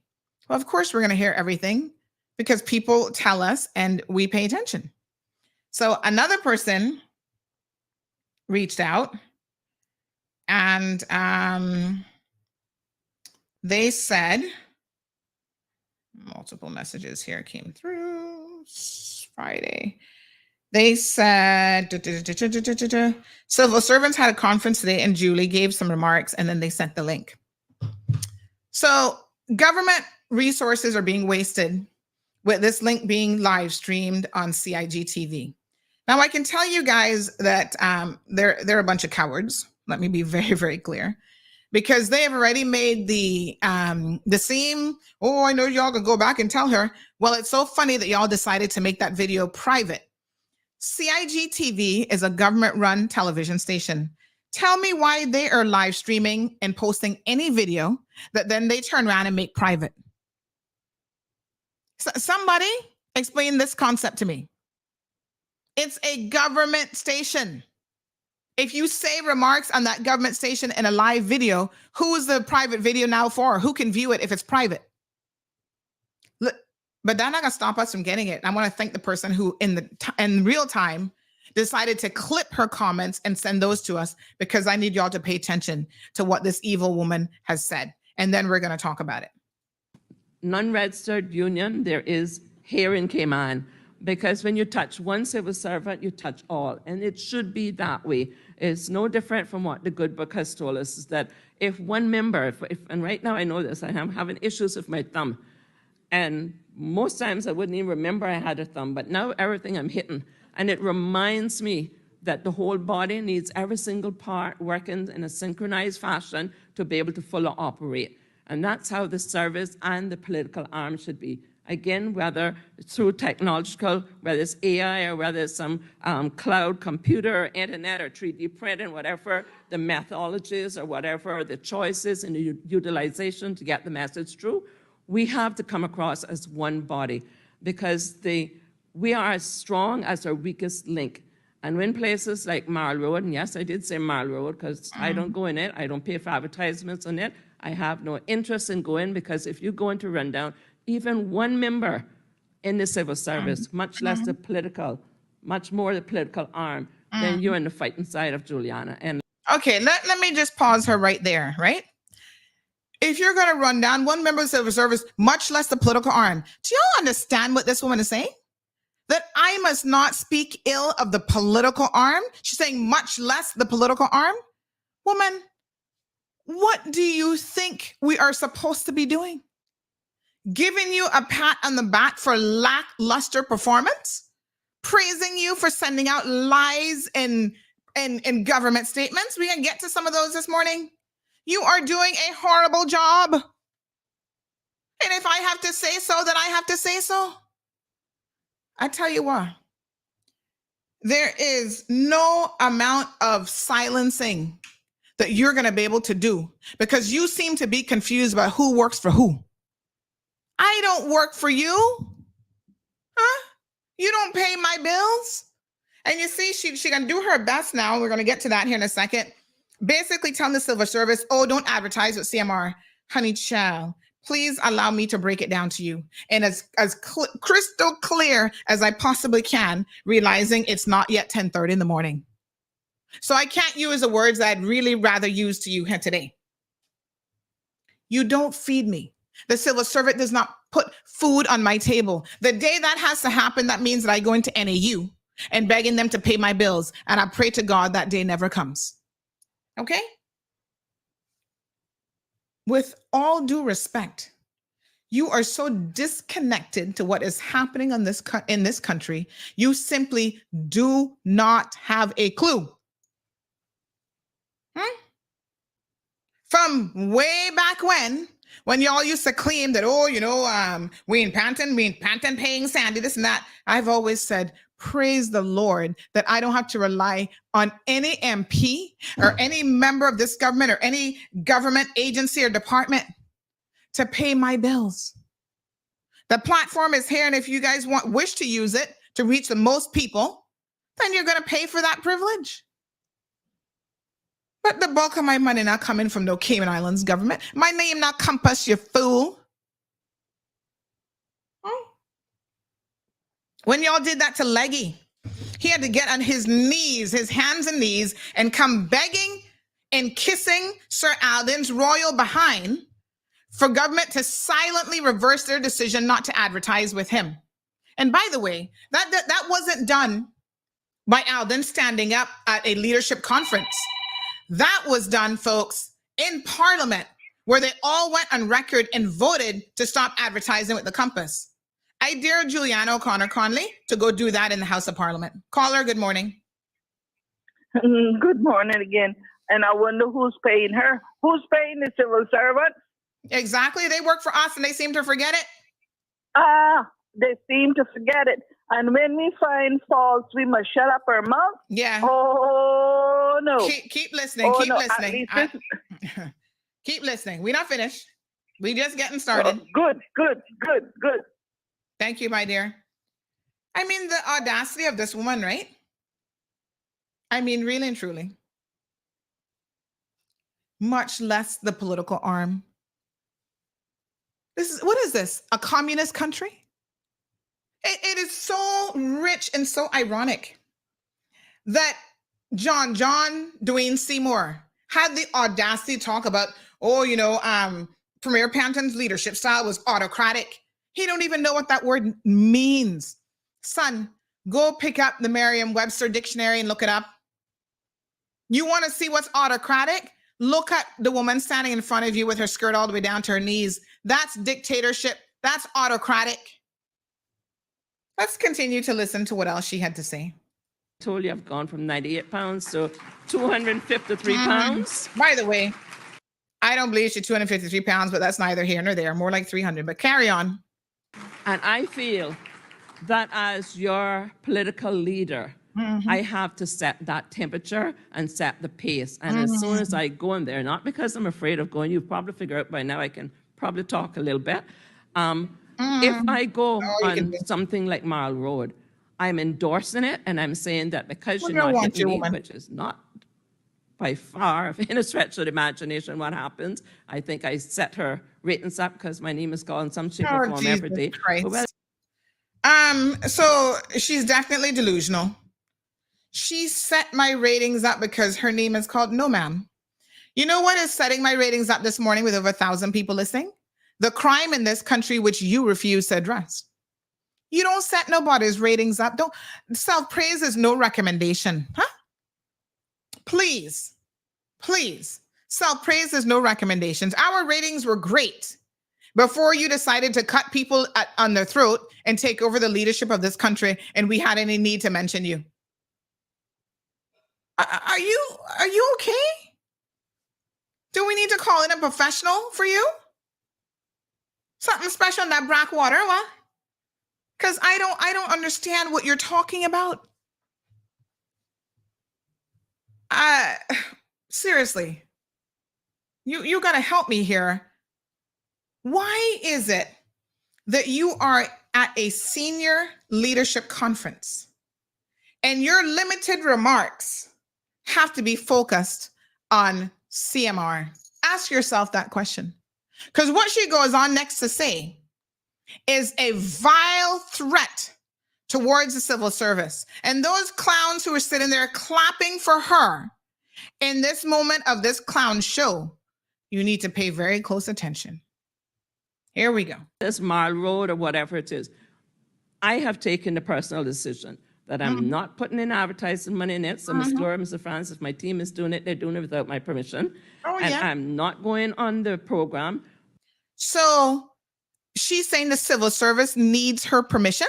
Listen to what the woman said, you know, because somebody needs to investigate this morning. This woman has said that the civil service needs her permission to run advertisements with local media. And I want y'all to pay very, very close attention because she mentions my name.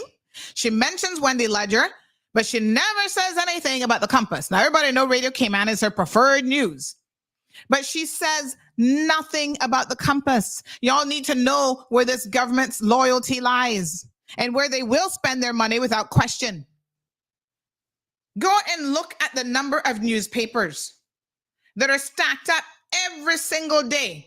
I'm not meaning to throw no shade at the Compass, but we're talking facts here this morning.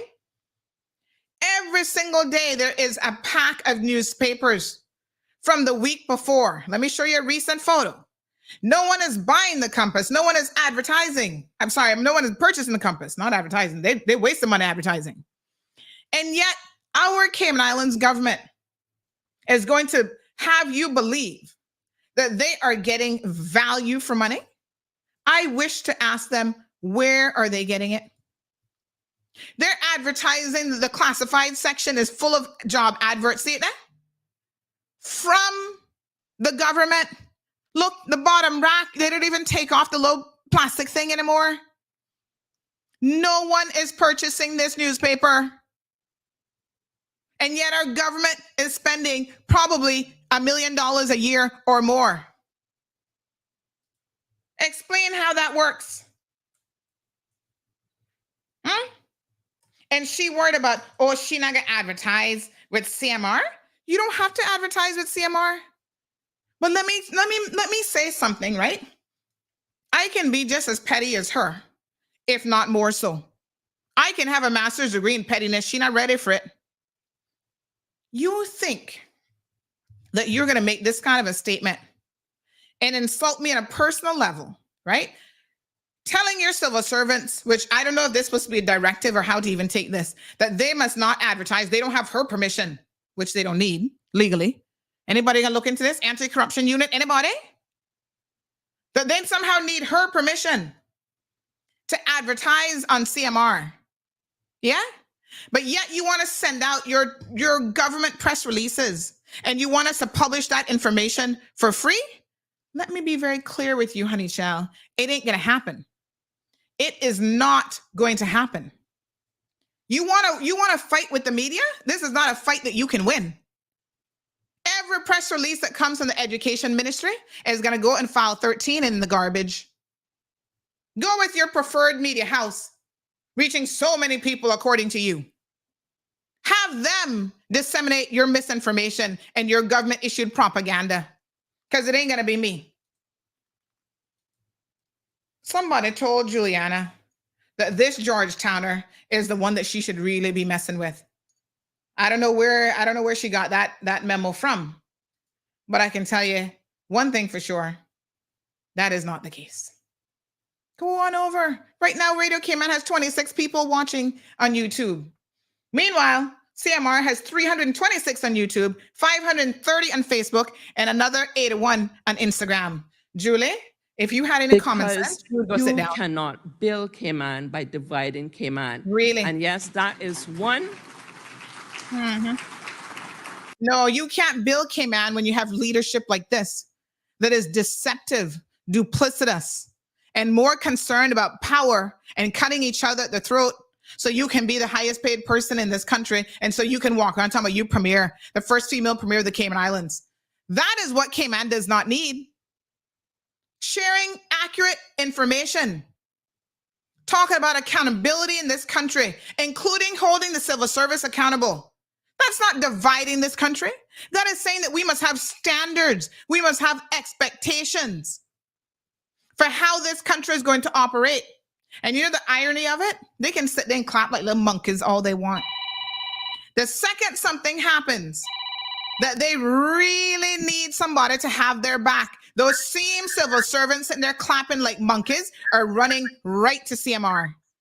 Because as critical as we can be of the civil servants who are not doing their job, we have the back of those who are. We have the back of those being subjected to sexual harassment from a government minister. Which other media house has your back on those issues? Ask yourself that question. Right? When Chris Saunders walk around tormenting these civil servants, who has your back? Who else you gonna call talking about how these various agencies and departments are impacting your mental health to the point where you're feeling suicidal in your government job? The constant discrimination. So civil servants, don't be stupid. I noticed a lot of you weren't clapping, mind you. I'm paying attention. But those of you who's sitting down there clapping over this clown show and this nonsense, get it together. Good morning, caller. Good morning. How are you? Morning. Good. How are you? Good, thank you. Well, this is Carrie from the BRAC. Hi, Carrie. And the reason I'm tuning in is because quite a few BRACers are quite upset about that statement that our Premier, Cousin Julie, made. Because it's really proves to all of us now she's gone back to PPM progressives, because we all know they were not a very transparent government. They talked the talk, but they actually never delivered on their transparency. It was very minimal, if not none at all. And we all know that. So when you're going to talk about, the civil servants shouldn't dish out information, sorry. This country needs that information. And if civil servants see the need, then obviously they know something's not right. And that's why they're releasing information. And what about, I don't know if you have an update on it or not. I haven't really gotten into that yet. I'm too busy doing other crap. What about this whistleblower legislation? Was that in any way protecting civil servants, or that's another one like the labor law? Let me be very honest, right? If the civil servants had other options other than coming to me, they wouldn't be coming to me. I mean, this is the truth. So what she goes on to say next is very, very interesting because she basically threatens a civil servant. So we're going to get to that. But if their whistleblowing legislation worked, they would not be coming to me. But it doesn't work. Thank you very much. It doesn't work. I mean, it's one of those save face acts that they put in place just merely to appease the constituency. Oh, we have this in place now, but they're not. It's not enforced. No one's using it. No one's enforcing it or whatever, so that it protects those that want to give out this information. And we know there's a lot of information in civil service that needs to come out. It's not being transparent enough. Our civil service should be fully transparent, except when it comes to security. I have no problem with them being. Well, we can talk about that this morning about how they outright lied to the people of the Cayman Islands, but we soon get there. Thank you, caller. Transparency apparently does not go hand in hand with these people. Like I tell you, there are boards who are purposely saying leave that out of the minutes, so that we don't know what is going on in this country. That is one that has used social media and Hold on, let's back up. Who is that in that pink? That is one that has used social media and technological advances, in my humble estimation, in a way rather than to build up our country that has been good to everyone in this room and outside these four walls. What a lie. That is flirting with treachery. Treachery. Wow. And I'm not going to endorse it. So as you use your technological machinery, use it responsibility. Listen now, leader of the country, and as eloquent as she is, she says use it responsibility. Not even the right word, but anyhow, the Lord exposing certain things. You said you want something said, tell it to a woman, and that had to be a man who probably said that somewhere. But there are ways of tracing what is sent on your equipment. Hear the threat. There are ways of tracing what is sent. You heard the threat. This woman has said they will trace what you're sending to CMR on your equipment. I'm not sure what equipment she's talking about because she doesn't know much about technology. But you heard the threat. She has just threatened all of the civil servants. Y'all need to pay attention. You've got to pay attention to what this woman has said at this leadership conference. Good morning, caller. Morning. The mechanism that will be used to control not just individuals, but corporate entities is the digital ID. And when they bring that into force, if you think you have tyranny now, just wait until that comes in. All right? That's the mechanism they will use to do it. And, you know, I find it quite disappointing that the government is attacking freedom of expression. You can't have... Not just freedom of expression, freedom of the press? Well, there's no freedom of the press in Cayman. It's to the individual who might be working for the press that effectively gives the press the freedom. But the point I'm making is that you can't have freedom and prosperity or even security without free speech, without the right to privacy, and on and on and on and on. People who think that you can destroy all of these principles just because there's a chaotic situation and we got to do something, that's dangerous. The police, they have the power to do what they need to do. What she is saying about not doing this and not doing that, she's trying to control the administrative arm of government, which is not under her. Now, if it's her ministry, she can say, well, you know, I want my ministry to do this, or I want my ministry to do that. But the purpose of the civil service is to work out the best ways to do things, right? It's not that the civil service just parrot everything that a minister says. the minister makes a decision about the direction that we should be going in, which is a leadership role, and the civil servant is fulfilling the management role, which is dealing with the technical and logistical Well, you heard what issues she of said. achieving it. They need her I know. permission I know. on I who know, to I heard. advertise with. And she's I now know. threatening the civil service as well. Let me continue with the video, please. Thank you so much, caller. Is just, oh, well, you know, Mr. Manson went in the elevator today and he didn't speak to me. Well, that don't happen because he's smiling all the time, at least when I see him. And so I'm going to send Sandra this, or I'm going to send Wendy this. Really? Who are you helping? Like I said, apparently Wendy and Sandra are the only one who gets tips from anybody. Obviously, Radio Cayman don't get them, and neither does the Compass, because she doesn't bother to mention them, or Caymanian Times. It's because we're trying to hold people accountable. That is why we are being singled out by the leadership of this country. Yes, it may hurt Miss Juliana or Mr. Madison or Miss Mary, but you're really hurting this country. And Really, not only for the its truth. domestic reputation, but its international reputation Wow. that we all work so hard to build to get us off the gray list and whatever. To be very careful now, that's not what got y'all on the gray list. The PPM administration and their slackness with Tara Rivers as minister at that time is what got you on the gray list. Nothing CMR has ever done has gotten anybody no frigging gray list of this country. You see the nonsense that this woman talks about? This is the same thing that is akin to what the Bahamian prime minister was saying the other day. Oh, don't put crime on the front page. That's the next speech she'll come with. Don't put it on the front page because it's impacting her reputation. That's no different than what this woman is saying right now. Listen to what she says. Listen carefully. Domestic reputation, but its international reputation that we all work so hard to build to get us off the gray list and whatever other color lists that they're going to come up with. Let us locally try to get us off the Mile Road listening list. And I use that because that's the one that's out there. They brag about 1,800. And we have about over 4,000 civil servants. So guess what? If none of you were on it, that would quickly go down by about, let me use my math, about 25%.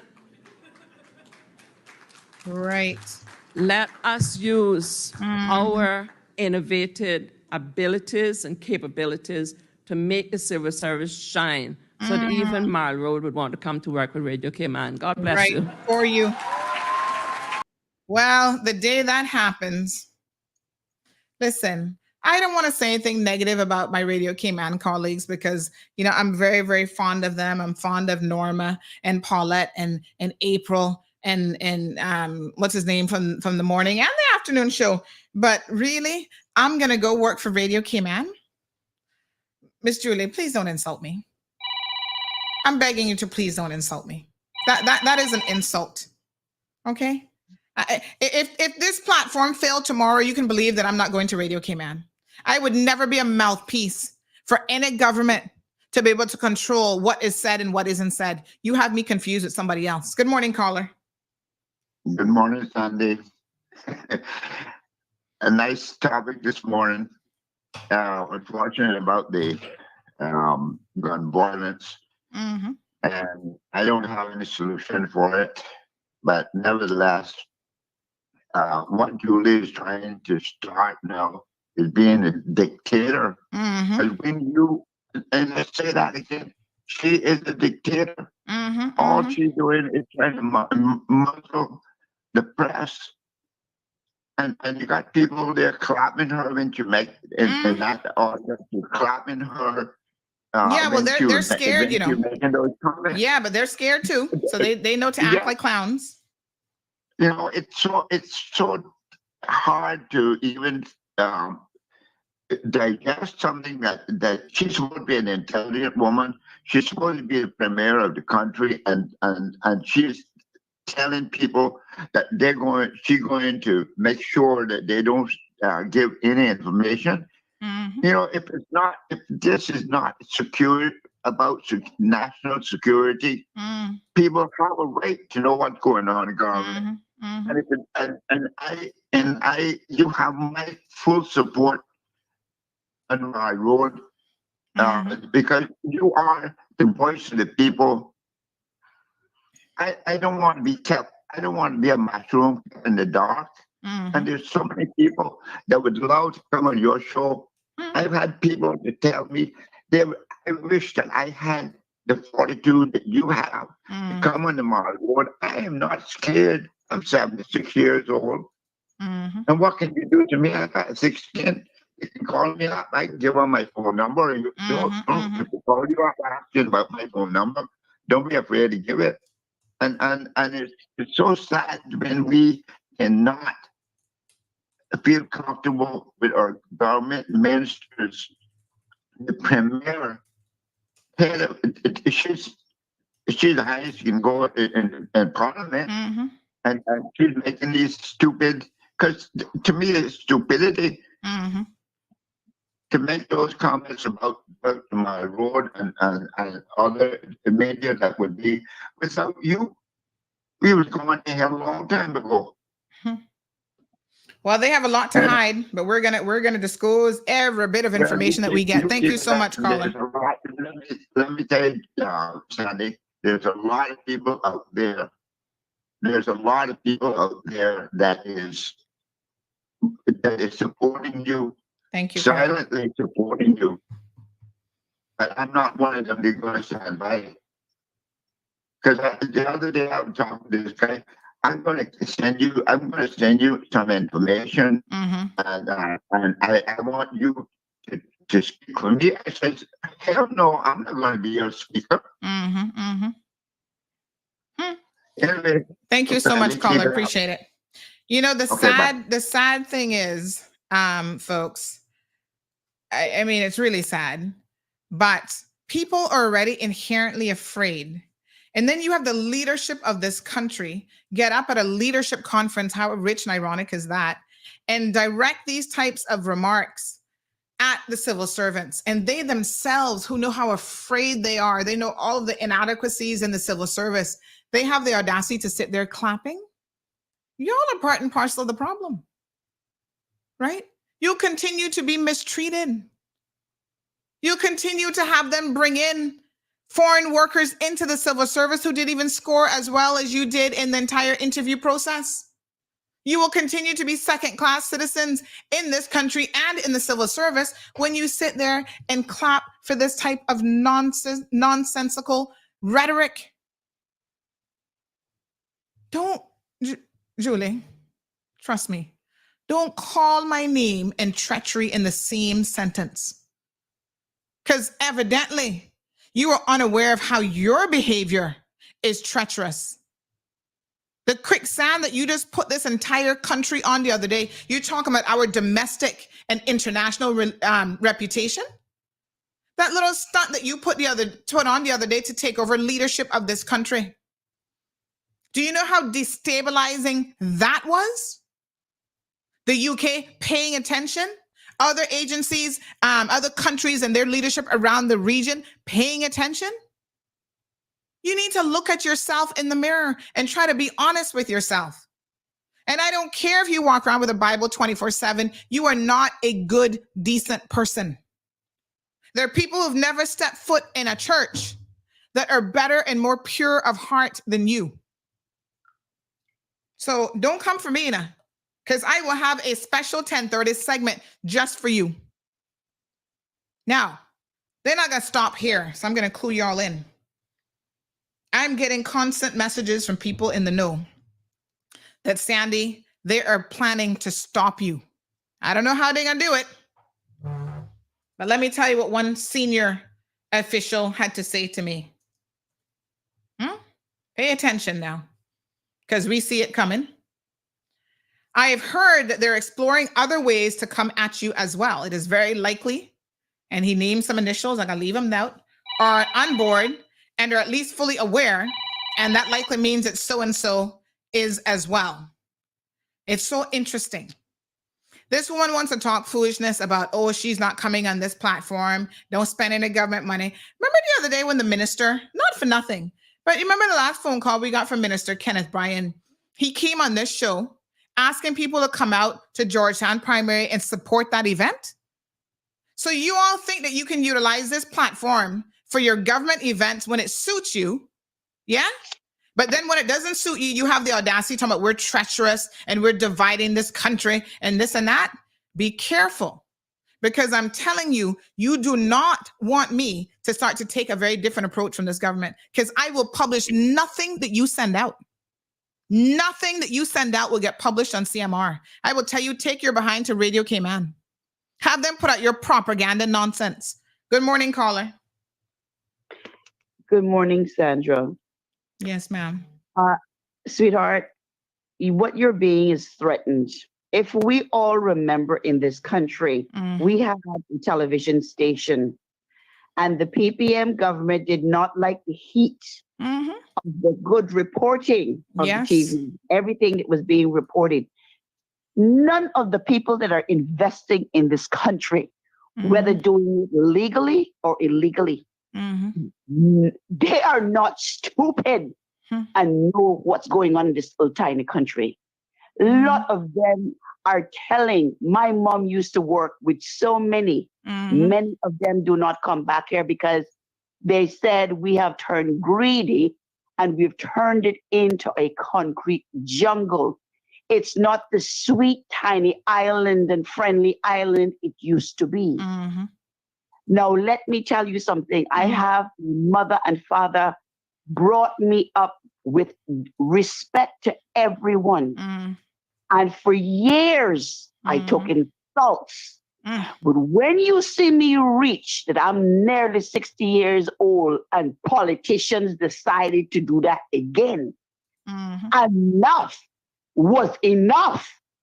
And if I don't have the right, while I have voted, lived, and have been schooled here, and my ancestors went to sea, that means my uncles, my grandfathers, and my dad and my brothers who worked so hard to build this country. When I say build it, and to make it the place it is so everybody could come and enjoy it and rip it now.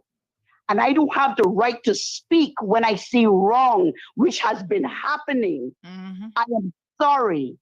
This premier is no way respected by me or my family. Not for what I have seen her portray from every single political team. I'm sorry. And saying that you mean well for your people. Exactly. Hurting people in your ministry and replacing the indigenous Caymanians with Jamaicans.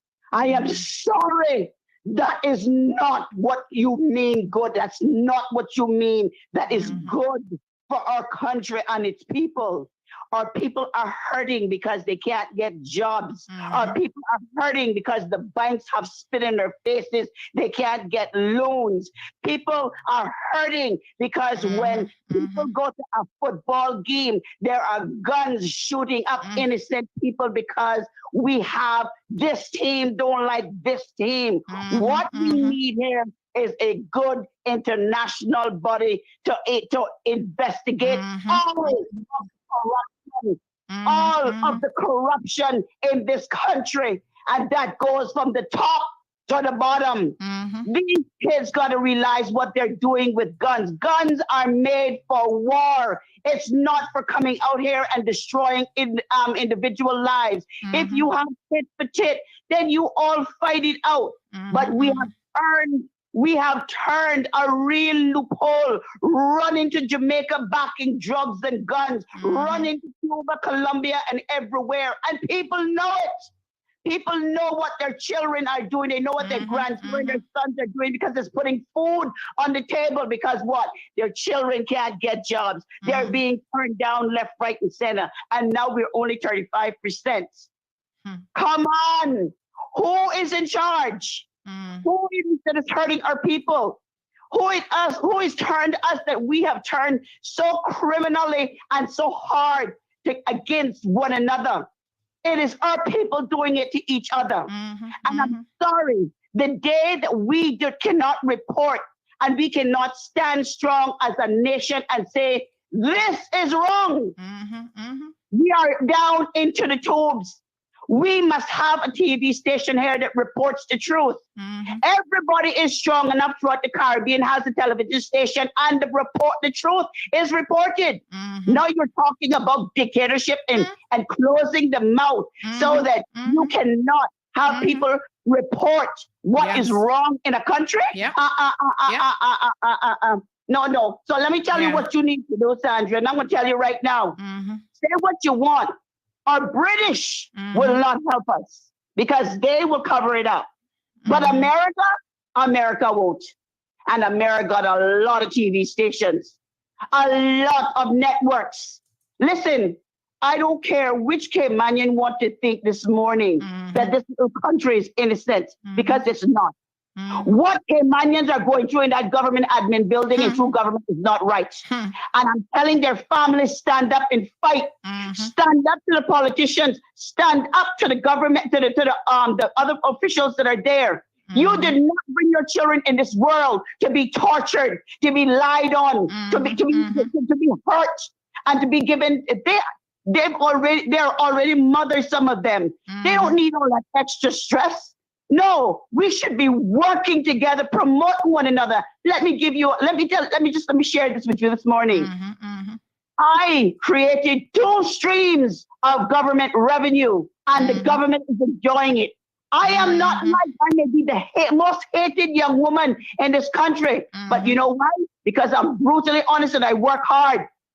They don't see that. But I tell you, they would see me if I was the kind of young woman that lied on my back. They would see me for that. Or they would see me if I'm the kind of young woman that want to kiss up to everybody and smile up to everybody and say, oh, that was wrong what you did to that woman's daughter and son, and give them right for it. But let me tell you something. That's not how my parents raised me. That's not what the book says. The book says what you sow, you will reap. The book also, and that's not mean that I am any kind of peach or any kind of innocent person. I've got my sins just like everybody else. I'm not perfect, but what I'm trying to say is my parents raised me right. And my parents always told me, when you digging holes for people's children, be careful. Dig all too. Dig all too. We cannot allow no government to come in and dictate and threaten our company or radio stations or anything. It is wrong. It is wrong. The people, our people, and everywhere deserves to know what's going on in this country. It's not right, because we're not doing anything better. We get governors to come, and yet they sit back and they relax, and they're not really here for our people. And I will say this again this morning. Where is Anna Evans? Where is Anna Evans, who disappeared under her watch? What have they done for her children? What have they done for her children? Her youngest son, who is still 18 years old, still cries and says, when I can see my mommy again. And I cry about that because they're from Georgetown, where I am from. I cry about that because my parents and those parents, they were all friends. I cry because she was a woman who gave life to 4 children. I cry because she was Caymanian and poor like me.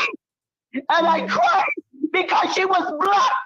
And I've watched politician after politician after politician come and pretend that nothing is wrong. That nothing is wrong, and they are dirt. And they don't deserve anything. And I ask why? Why this morning? Why, Cameron? Why? Why?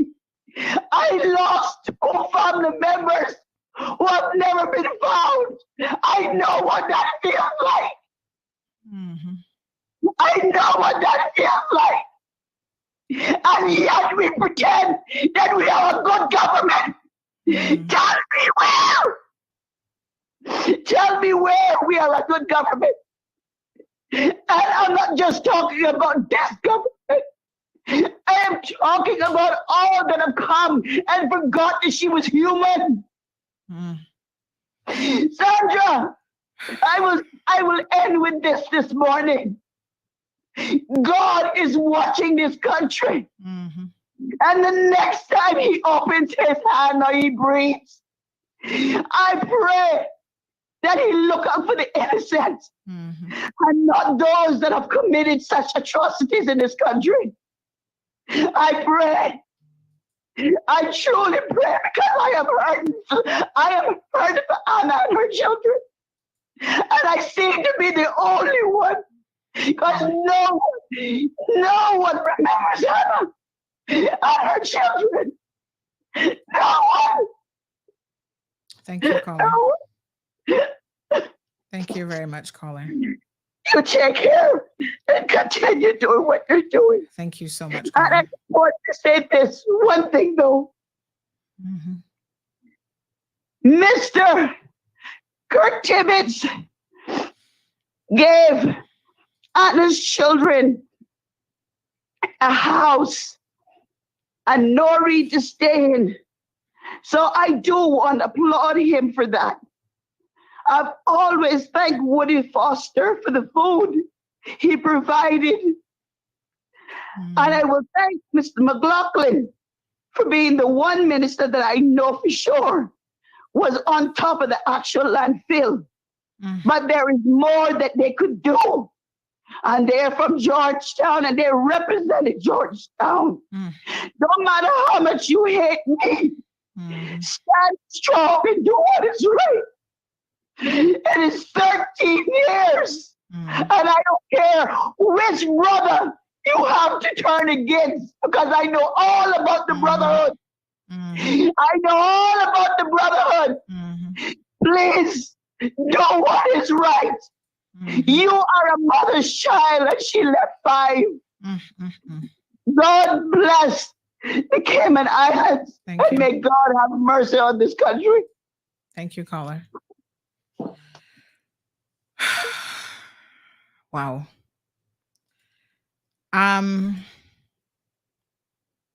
Wow. There's such a disconnect, folks, with the leadership of this country. I feel that caller's pain, and I know a lot of you are very emotional this morning hearing her speak. You know, there's a lot of people who feel that exact same way. A lot of civil servants who would love to call this morning. I see Cameron jokingly saying that we have 1,000 people listening and half of them at least are civil servants.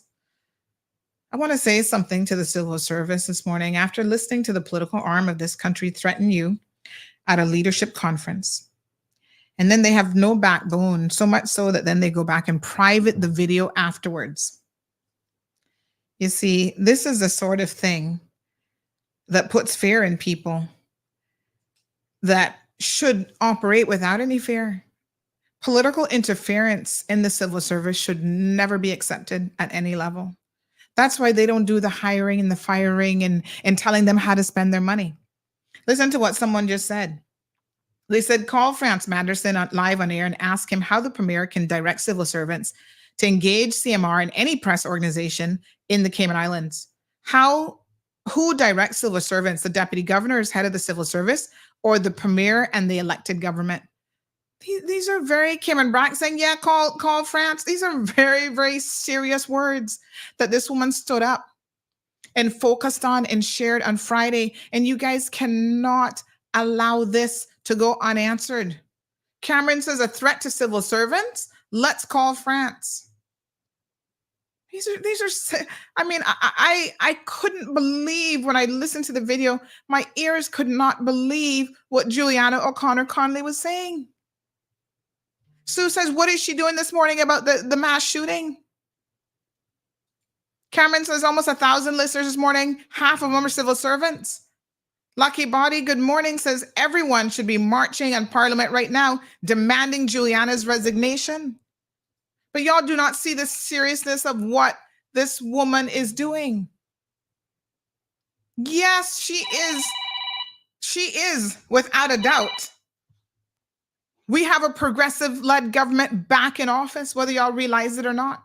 Go look at the photos. They prove everything. Liana says voodoo juju threatening y'all civil servants about losing your job and y'all clapping at her stupidity. Good morning, caller.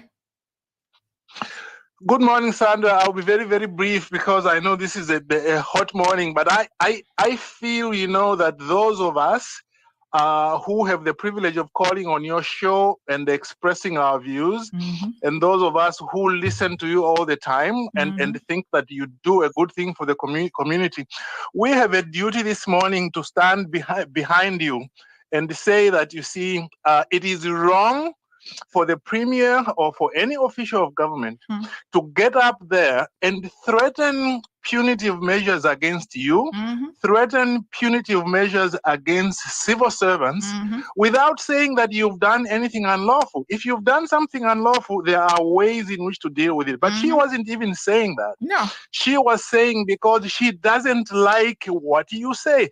I have listened to a lot of what you've said about her. It has been strong, but I think it has been fair criticism. I think that she should concentrate on the real issues in Cayman. There's a report now to say, as Caymanians, you are a minority in your own country. Issues about immigration, job preferences, beach access. You talk about a lot of things that people call about. Those are the things she should be fighting about. Not to go against somebody, particularly a fellow Caymanian who is doing a good job. And you can't argue with success. Okay, you are the biggest talk show and that is not your opinion. It's the opinion of independent market research, and they should be able to respect you for that, and they try to use you to promote discussion in the community rather than trying to beat you down. We stand behind you this morning. Thank you very much. Thank you so much. So a number of you asking for us to give Mr. Manderson a call. We will certainly do that. As you all know, we have no issues. And he's normally one of the people who answers the phone. So let's give him a call this morning.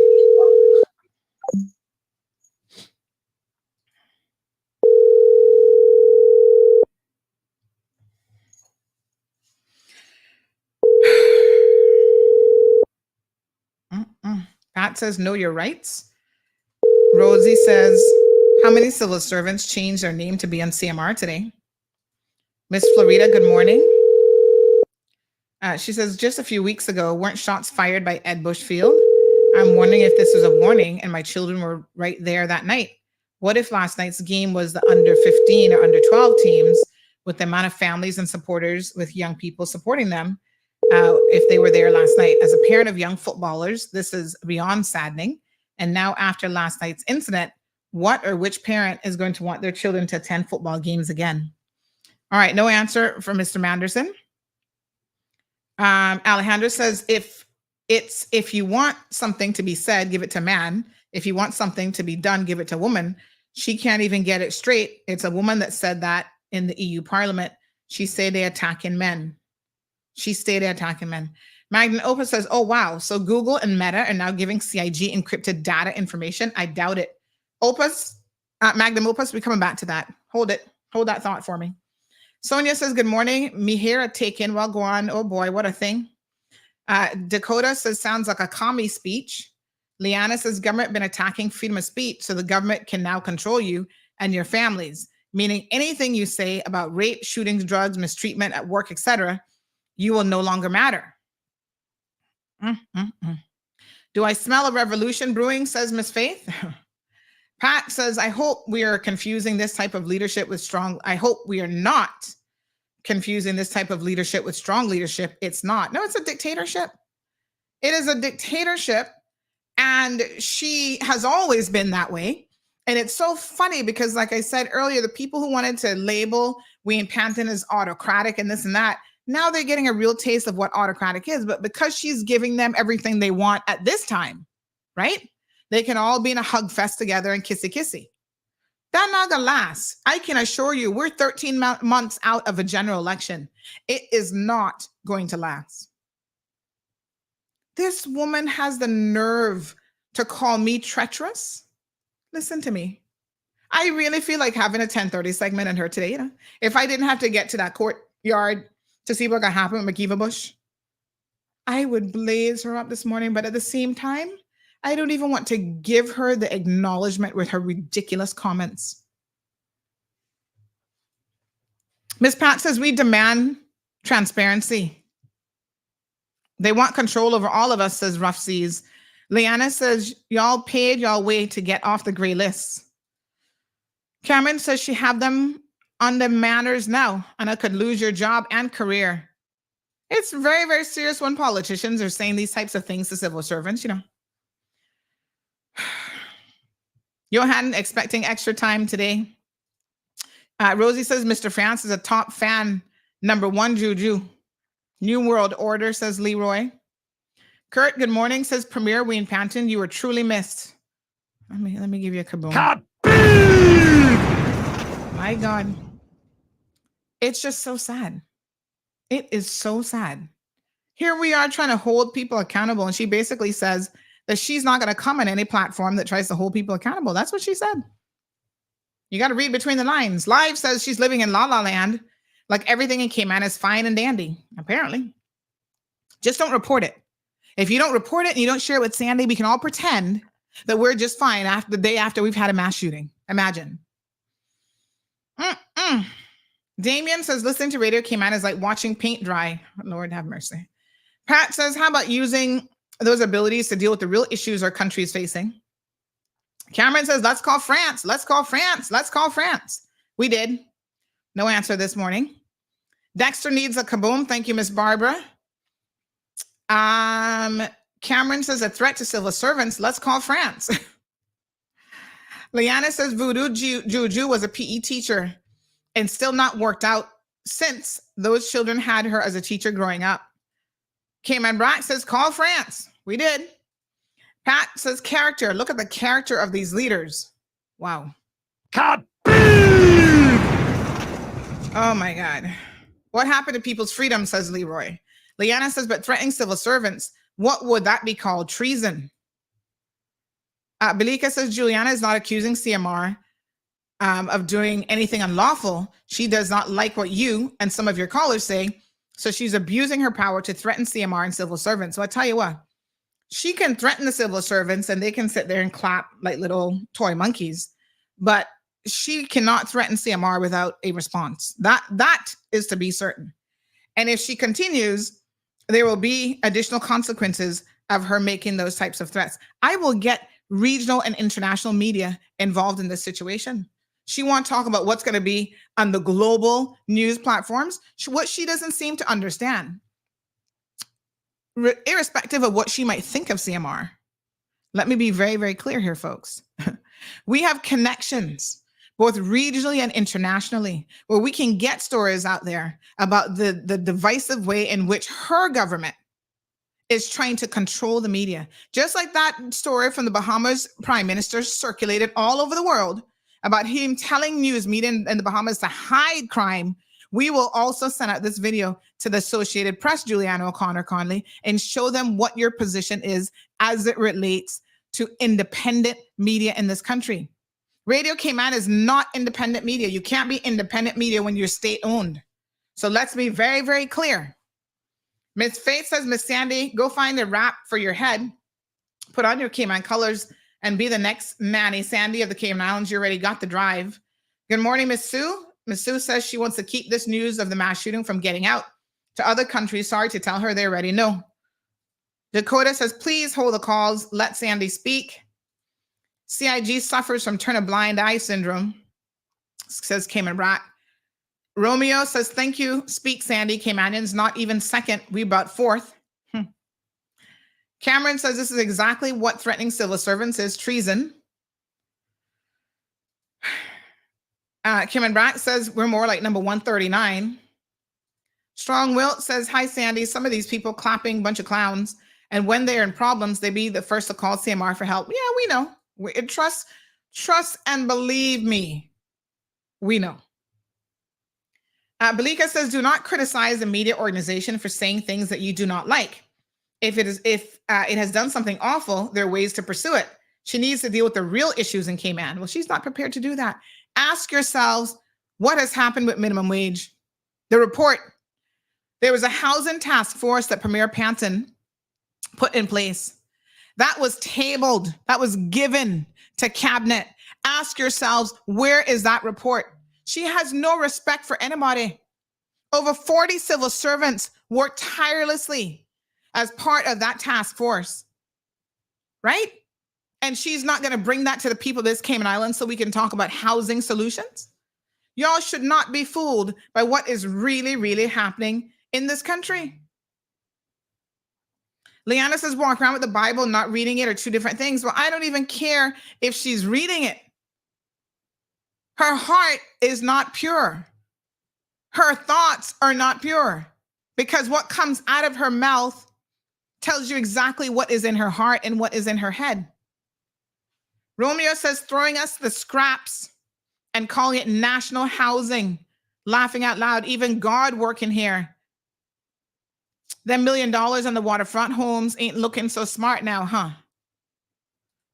Cayman Brack says turning us into communist country. Good morning, Miss Blondie. Says, we need more people like you, Sandra Hill. Thank you, my dear. Liana says she cannot come to this platform because she probably burst into a ball of flames. No, she can't come to this platform because we're not going to have scripted questions and answers for her. And it's not going to be a sing-along, oh, let's praise Julie. That's why she can't come here. Go and look at the style over at Radio Cayman when she was there with OC. Oh, you know, we love you. You're the best premier, blah, blah, blah. And then she's over in the next corner. Oh, we love you. You're my favorite. This thing got nothing to do with that. I don't need any love from the premier of this country. I get enough in my own household. I have a 7-year-old that loves to hug me and give me all the loves and kisses. I have a husband that loves to squeeze me and give me lots of loves and kisses. I got a dog named Zeus. I get lots of love. What I need is for her to address the issues in this country that impact our lives. That is what I need. We don't have to be friends.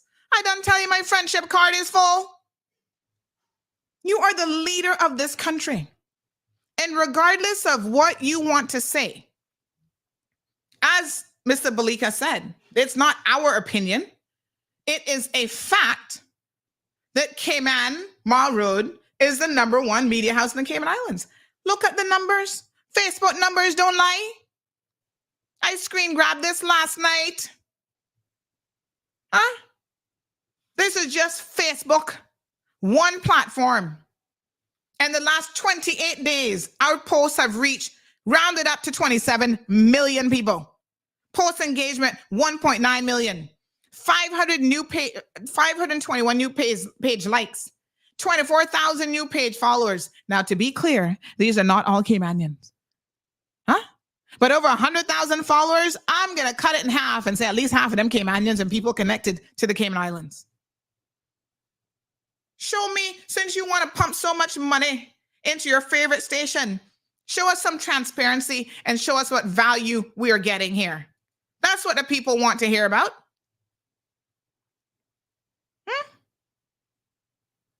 The devil knows the Bible too, says Miss Pat. You better believe it. Knows it very, very well. That's how they're able to manipulate you. Not a word, not a word. Strong Wilt says she might need a husband. I don't know about that. Haylet Sadika says, and I love you too, Sandy. Thank you so much. Johan, behave yourself. Natasha, good morning. Says Cayman Brack, Julie can only get in with your votes. Cayman Brack, wake up. Wake up. Y'all need a change. Noel says, why spend all this money on tourism? Who would want to come here with the crime that has taken place? The Honorable Kenneth Bryan needs to focus on helping to keep crime down in this country. The government is truly sad. How many years has the beacon been driven? Boats come and go as they please, undetected. Drugs, guns in. Yet government seems to fit. Sees it fit, to purchase new cars for themselves, wasted money, which would have been spent on more important things. El Rey says, what a kaboom, and checkmate. Ms. Moya says, shouldn't her comment be reported to the ombudsman for abuse of position to threaten the civil servant body? I mean, somebody needs to look into this. I mean, the campaign has already begun, I guess. Campaign season has started early. Yeah, Cameron, she definitely dealing with the right one, because I tell you what, y'all don't understand how much I'm just keeping it cool here today. Trust and believe me. This is when you know that you have really grown and matured as a person. If I popped off after 10:30, that is completely by choice. But I'm remaining calm because you know what she said that was interesting. Evidently, I get under her skin. And trust me when I tell you, that is actually a good thing. We paying attention. Estella says you're the only one that's bringing out the cold hard truth. Miss Marva says, good morning, CMR and audience, noting that the country does not have any television stations other than CIG, GIS, or Radio Cayman. And this is what she does. We, the people of the Cayman Islands, demand for the Premier in the Cayman Islands call a press briefing immediately with the police commissioner to discuss last night's unfortunate mass shooting. Oh, she'll be getting all the messages. Like she said, how I'll be hearing about the foolishness she was saying. Trust and believe, my apologies. She'll be getting all of your messages here today as well. Because government actually has people that sits down and goes through these shows to read your comments and take a pulse and seeing exactly what is going on. Richard says, worst of all and most dangerous, a Bible-thumping dictator. Sue says she's a dictator like Castro. So on the 16th, let's talk about what else this government is doing. We told you guys about a security breach. The government issued this statement as though there's no reason for you to fear. They downplayed it, everything. Well, lo and behold, thank you, Renee, for posting up this story this morning, that we have now the NCA and the FBI investigating this cyber attack in the Cayman Islands. A cyber attack that our own government is lackluster about and would not even admit that happened. The United Kingdom's National Crime Agency and the U.S. Federal Bureau of Investigation are working with the Royal Cayman Islands Police to find out who was behind a recent cyber attack on the Cayman Islands government. Y'all heard it here first. Yeah? You would have never heard it if you listened to Juliana O'Connor Connolly and her foolishness. That's what she wants. She doesn't want information like this coming out. Because once it comes out, we start asking the questions, how can this be? How can a Russian hacker get into computer services? Is your information really safe? They issue a lackluster, and it's not the first time they've had a security breach to be sure of that. But a Russian? Oh yeah, we in the big leagues now. She's worried about our international reputation and our domestic reputation. You know what a Russian hacker could do to us? Depending on what information they were able to access, or how they could lock us out of our systems completely, where you wouldn't be able to do anything.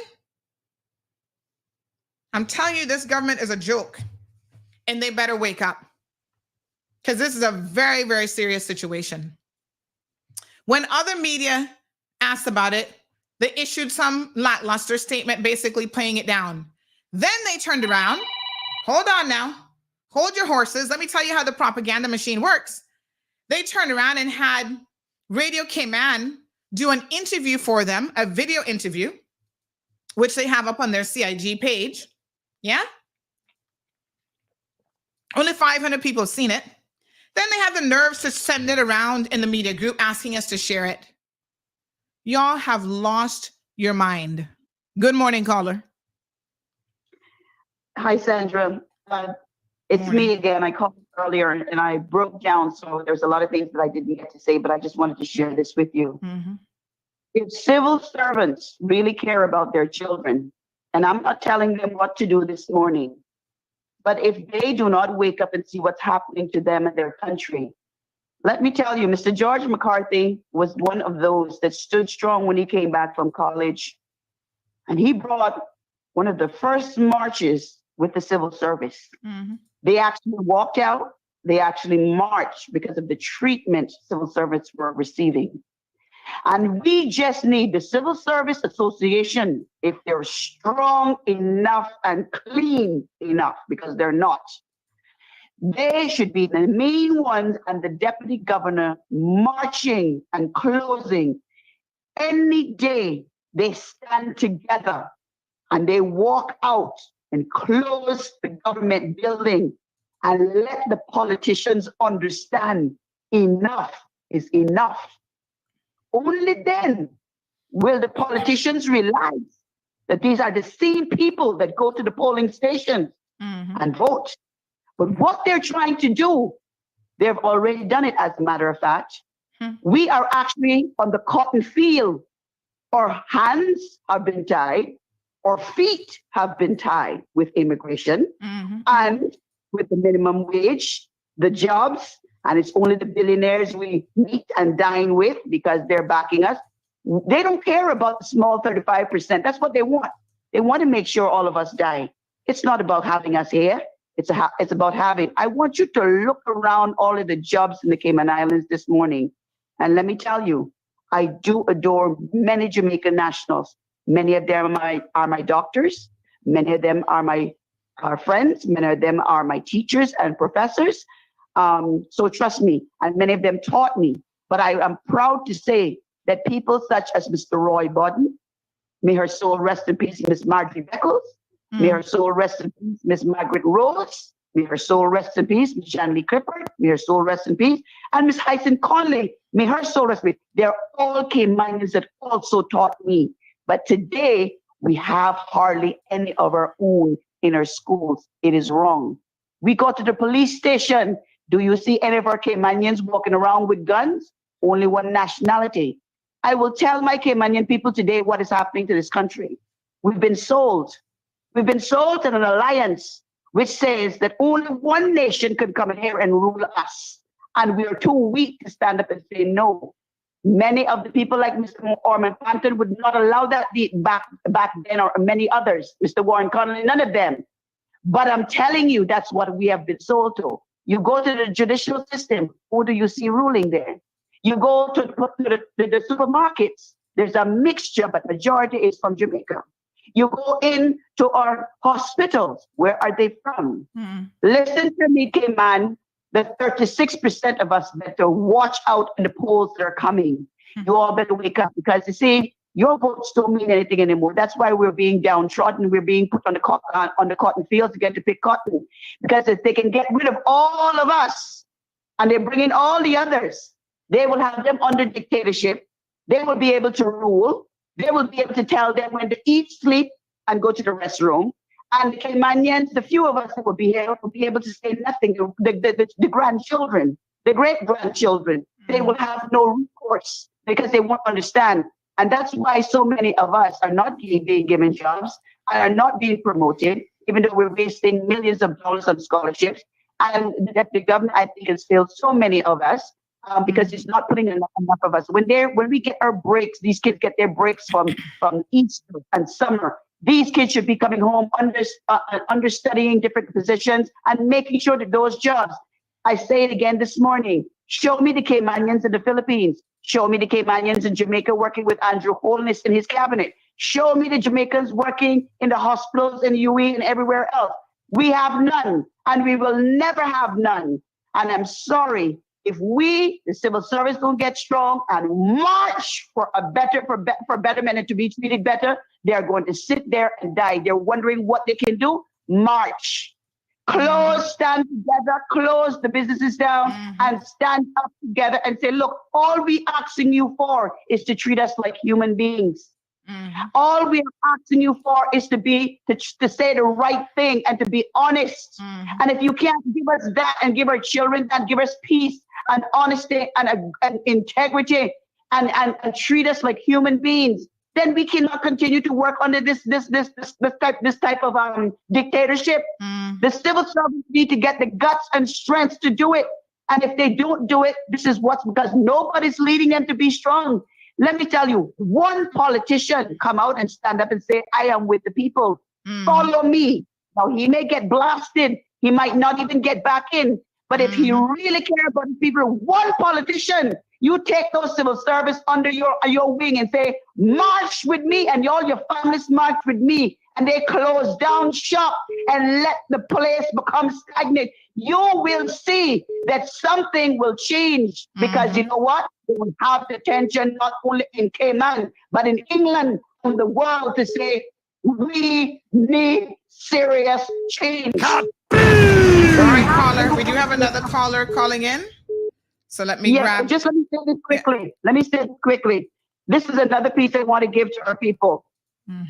Many of us go overseas, and many of us need help. Sometimes you get there and it's too late, and you need to, or you have to stay a bit longer, or someone is admitted into the hospital a bit longer, and we don't know exactly where. Because trust me, I have a friend who worked in immigration. She's overseas with her daughter. His daughter's been there now 6 months. And we called home here. They couldn't give us much information. I called the British Embassy. They couldn't help. Anyway, I got in touch. He shared with me that we Canadians that are needing extra time when you're there for medical purposes, and it's going to be over the 6 months. You can come to the General Aviation Facility at 3550 Northwest 57th Street, which is 36th Street as well. 57th Avenue. You make that left and go down to the General Aviation Facility. The inspection, Customs and Borders Inspection Office is right there on the right-hand side. And I will get this copy of this information to you, Sandra.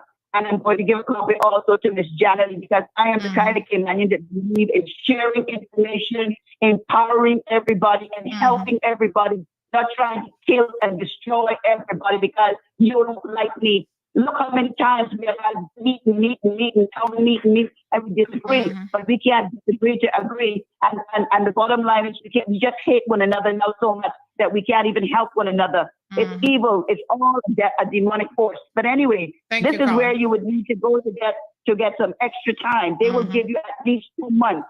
And then when it comes to staying longer, you definitely have to go in and file the I-539 form. It's $900 and odd dollars, because the first time to do the application is $105, and then it's like $800 and odd dollars, and then you also have to do an I-94 form. This is all on the computer, and even though you take your time with it and you make a mistake, it goes back over and over to make sure that you put all the information incorrectly and have a time to change if there's anything. So I just wanted to give my Cayman people that this morning, okay? So take care, Sandra. I appreciate it. Thank you so much. Doing what you're doing. Thank you so much. So in relation to this cyber attack, I want to make it very, very clear that our own government, I guess this is the kind of thing that Juliana O'Connor-Connolly is talking about. Let's make sure that we hide. They were not willing to, admit to it. But our reporting on this is what has brought this to the forefront. So as an aside, let me show you a different response, right? The Bermudian government had a cyber attack as well. These things happen. What did they do? What was their response when they had a cyber attack back in September of last year? Their premier held a press conference about the cyber attack. Here the link. The premier this afternoon held a press conference to give the latest update on the cyber attack, which has caused massive disruption to government services. Our government, on the DL, on the down low, brings in an ethical hacker working for Deloitte, hiding all this kind of stuff, won't be honest with the people about how serious this breach is, whether data was compromised or not. They didn't report it. They didn't tell anybody until we reported it. You can imagine? Let me read what this person sent in. They said to please hide their ID. Premier wants to silence you.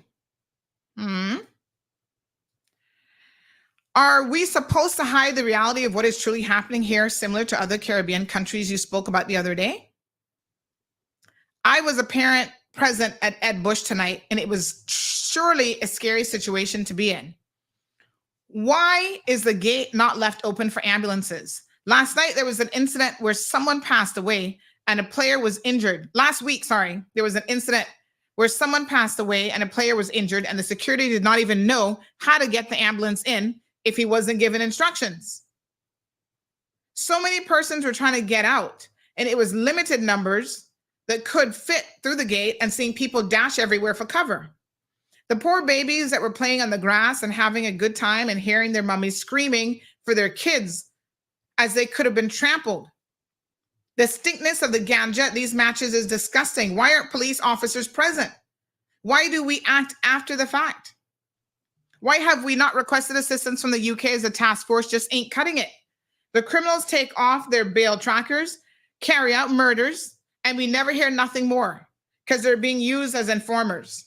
We need to get these pests off the streets, and they're known and need to be locked up. This is considered a mass shooting. Good morning, Gabby. She says, thank God for the 1 and 2 whistleblowers, or we would never know anything. And so I want to say to you this morning as civil servants, I get it. This is what you call mind control. You're sitting in a group environment, other people clapping. You think that you have to clap and you have to laugh. But I know deep down inside, all of you guys know the real score here. This leadership is a dictatorial leadership. They're not here to look out for the best interests of the civil service. Although someone has made the observation that that one-off payment that they gave y'all the other day over Christmas, that was to buy your silence. That was so that when she stands up in front of you now at a leadership conference and says all these ridiculous things, you feel obligated because she gave you a little $1,200, a little $1,500. You feel obligated to play along. We, the people, just want you to do the job that you're being paid to do. Not curry political favor with any leadership in this country. And I don't care whether the leader is Wayne Panton, Juliana O'Connor Conley, Sir Alden McLaughlin. It should not matter. The civil service is designed to be separate and apart from the political arm. You should not be influenced by them. Now, in my mind, this is akin to a political campaign speech. You wouldn't be able to go to one of her political meetings and sit there and clap now, would you? The fact that she has brought it into a leadership seminar is very unprofessional and disgusting of her as the political leader in this country. Y'all not even paying attention. We're 13 months out from the general election and they have started to campaign. You see, what's his name there? Chris Saunders on radio came on last week talking about, consumer protection. Ask him if he was so concerned about consumer protection, why he had to go and poach that report that does not belong to him from was it the ombudsman's office that he poached it from? A 10-year-old report that, to be fair, is not even properly completed. Why did he poach that to then jump up talking about he's bringing forward a bill? Sir, that's called plagiarism, It's not yours to use. But of course, this government isn't about principles and doing the right thing. He wants to take credit for something he's not done. So not only are they disgusting, misogynistic people who will sexually harass you into the ground, they're also lazy individuals that we're paying all this money to. He couldn't even come up and bring his own private member's motion properly. He had to go steal something from a previous report that was done by a government agency 10 years ago. I need y'all to please pay attention. This is what's happening now. This is what this leadership is permitting to happen.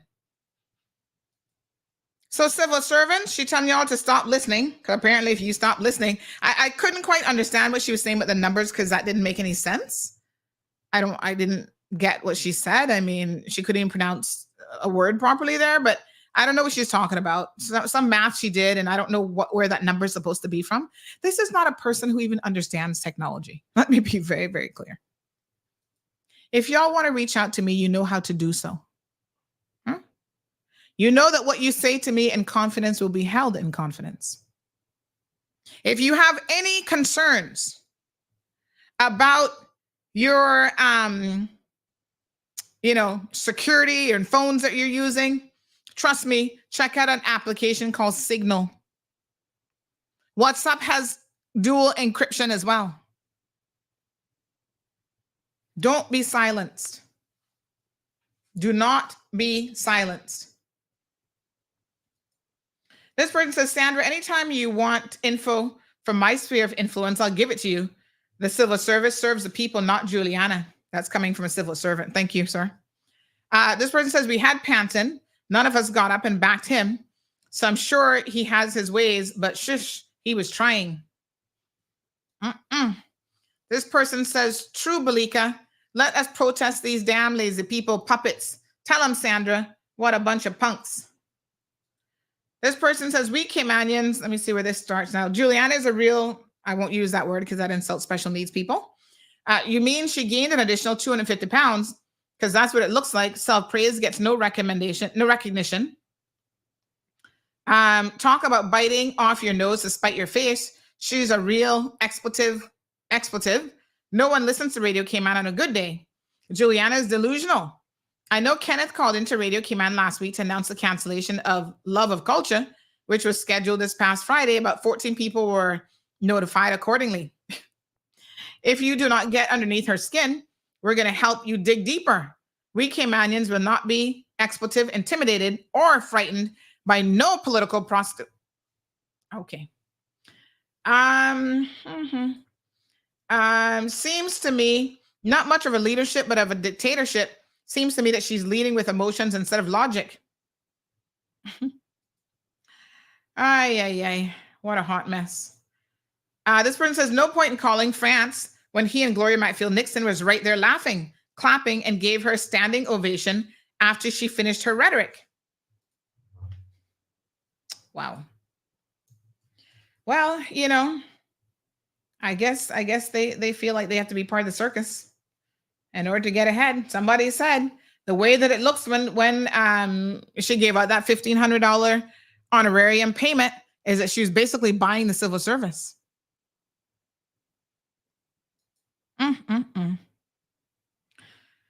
Oh my gosh.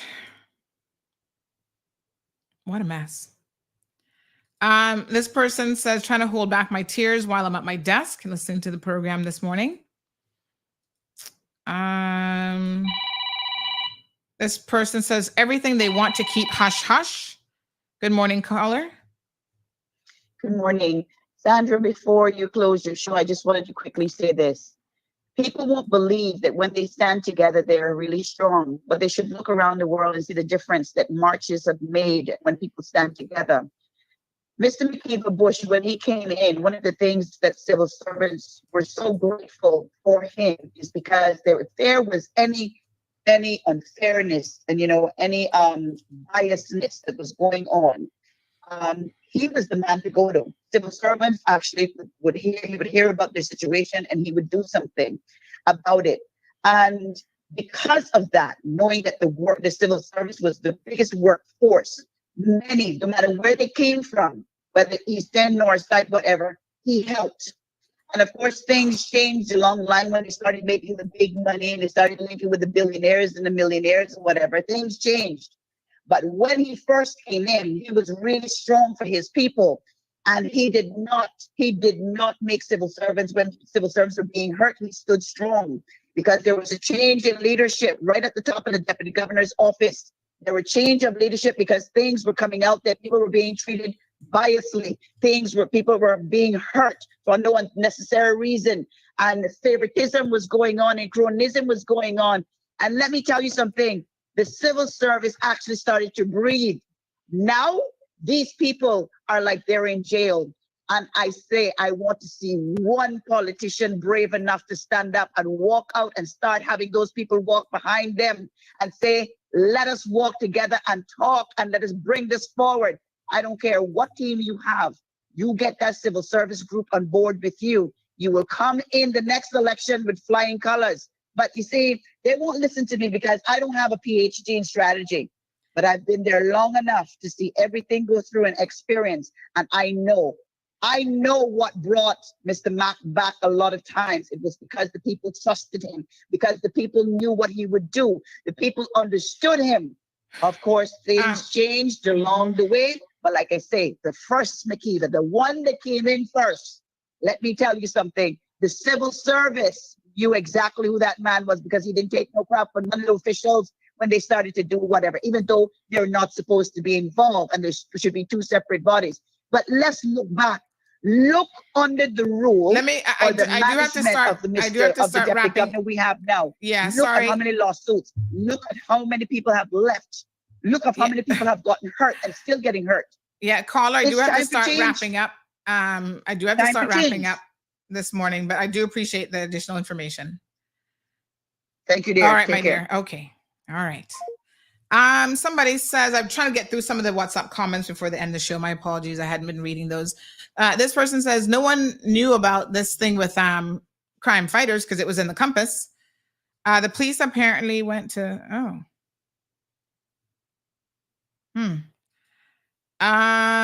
okay. I'm not sure where you got. Somebody says several people were reportedly shot during halftime at a football game. I'm not sure where you got your story from, but you need to get it straight before you post. Why are you all sending me this?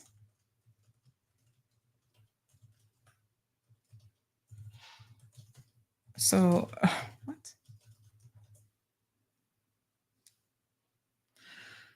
Okay. Okay, so somebody copied our story and then says, I'm not sure where you got your story from. This is about the shooting, but you need to get it straight before you post.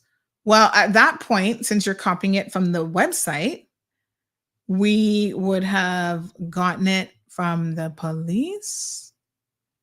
So what's your point? Stop messaging me foolishness. If y'all don't really want me to cuss you out, stop messaging me foolishness, okay?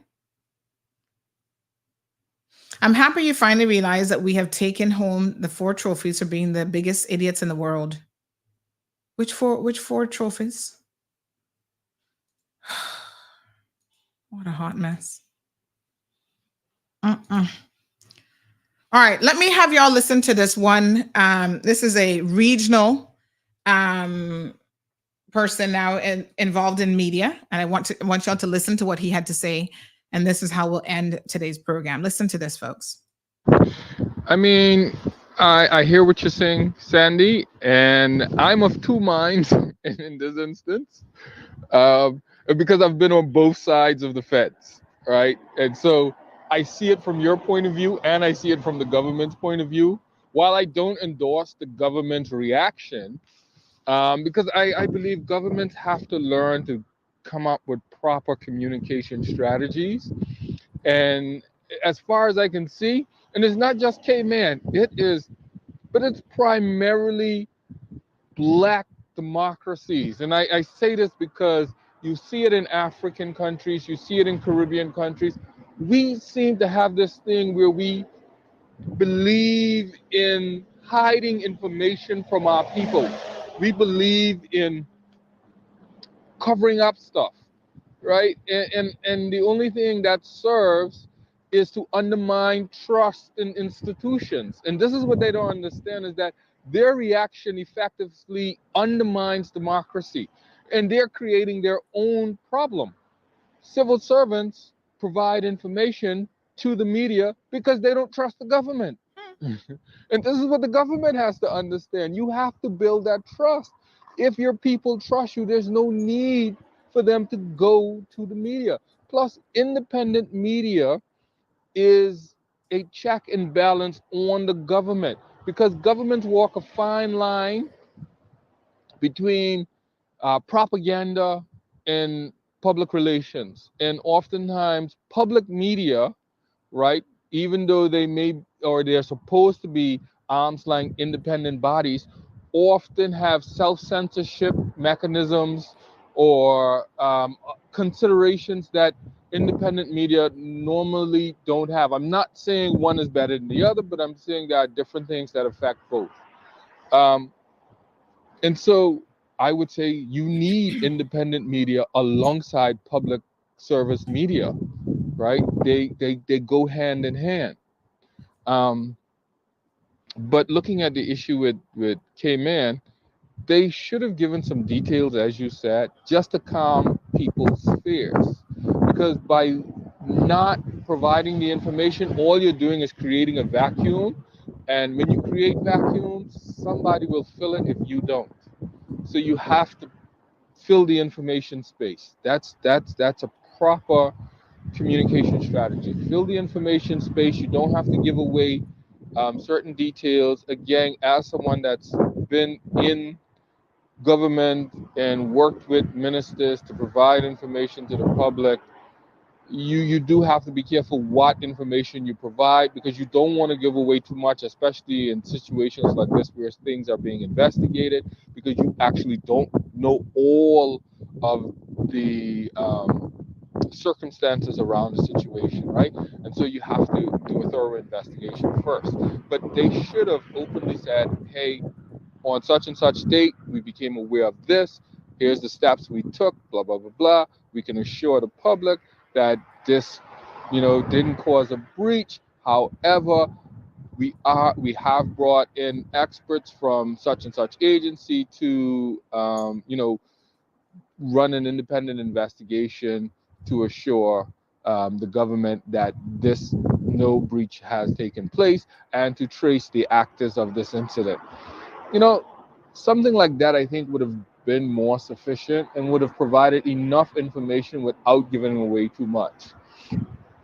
Now, again, just reading the article you sent from CMR seems like your premier's anti-media. I don't know. I haven't been following a lot of news out of Cayman. I would have to look at other news sources and so forth, but just glancing at that article, they seem very anti-media. And that, I always say, those kinds of tendencies are not good. It's not good for the people, and it's not good for the government in the long run. You don't want to make the media your enemy, and they have to understand that in a battle with the media, you're not going to win. The media isn't your friend, but they're not your enemy. You just have to know how to, as a politician, you have to know how to use the media to your advantage, right? Because there are benefits to having the media as an independent observer.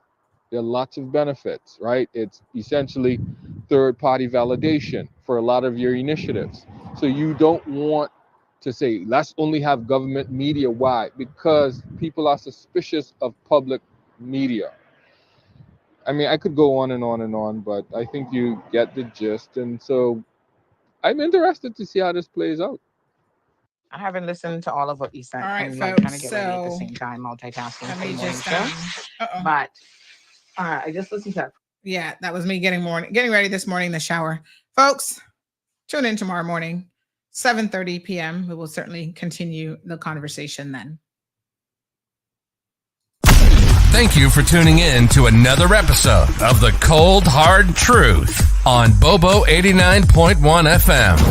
Cayman's #1 talk show is live weekdays from 7:30 a.m. Never miss an episode again. Watch anytime on CMR's Facebook and YouTube channels for the latest show episodes. Don't forget to follow us online on our social media channels. And visit CaymanMarlRoad.com for all the latest news and community happenings.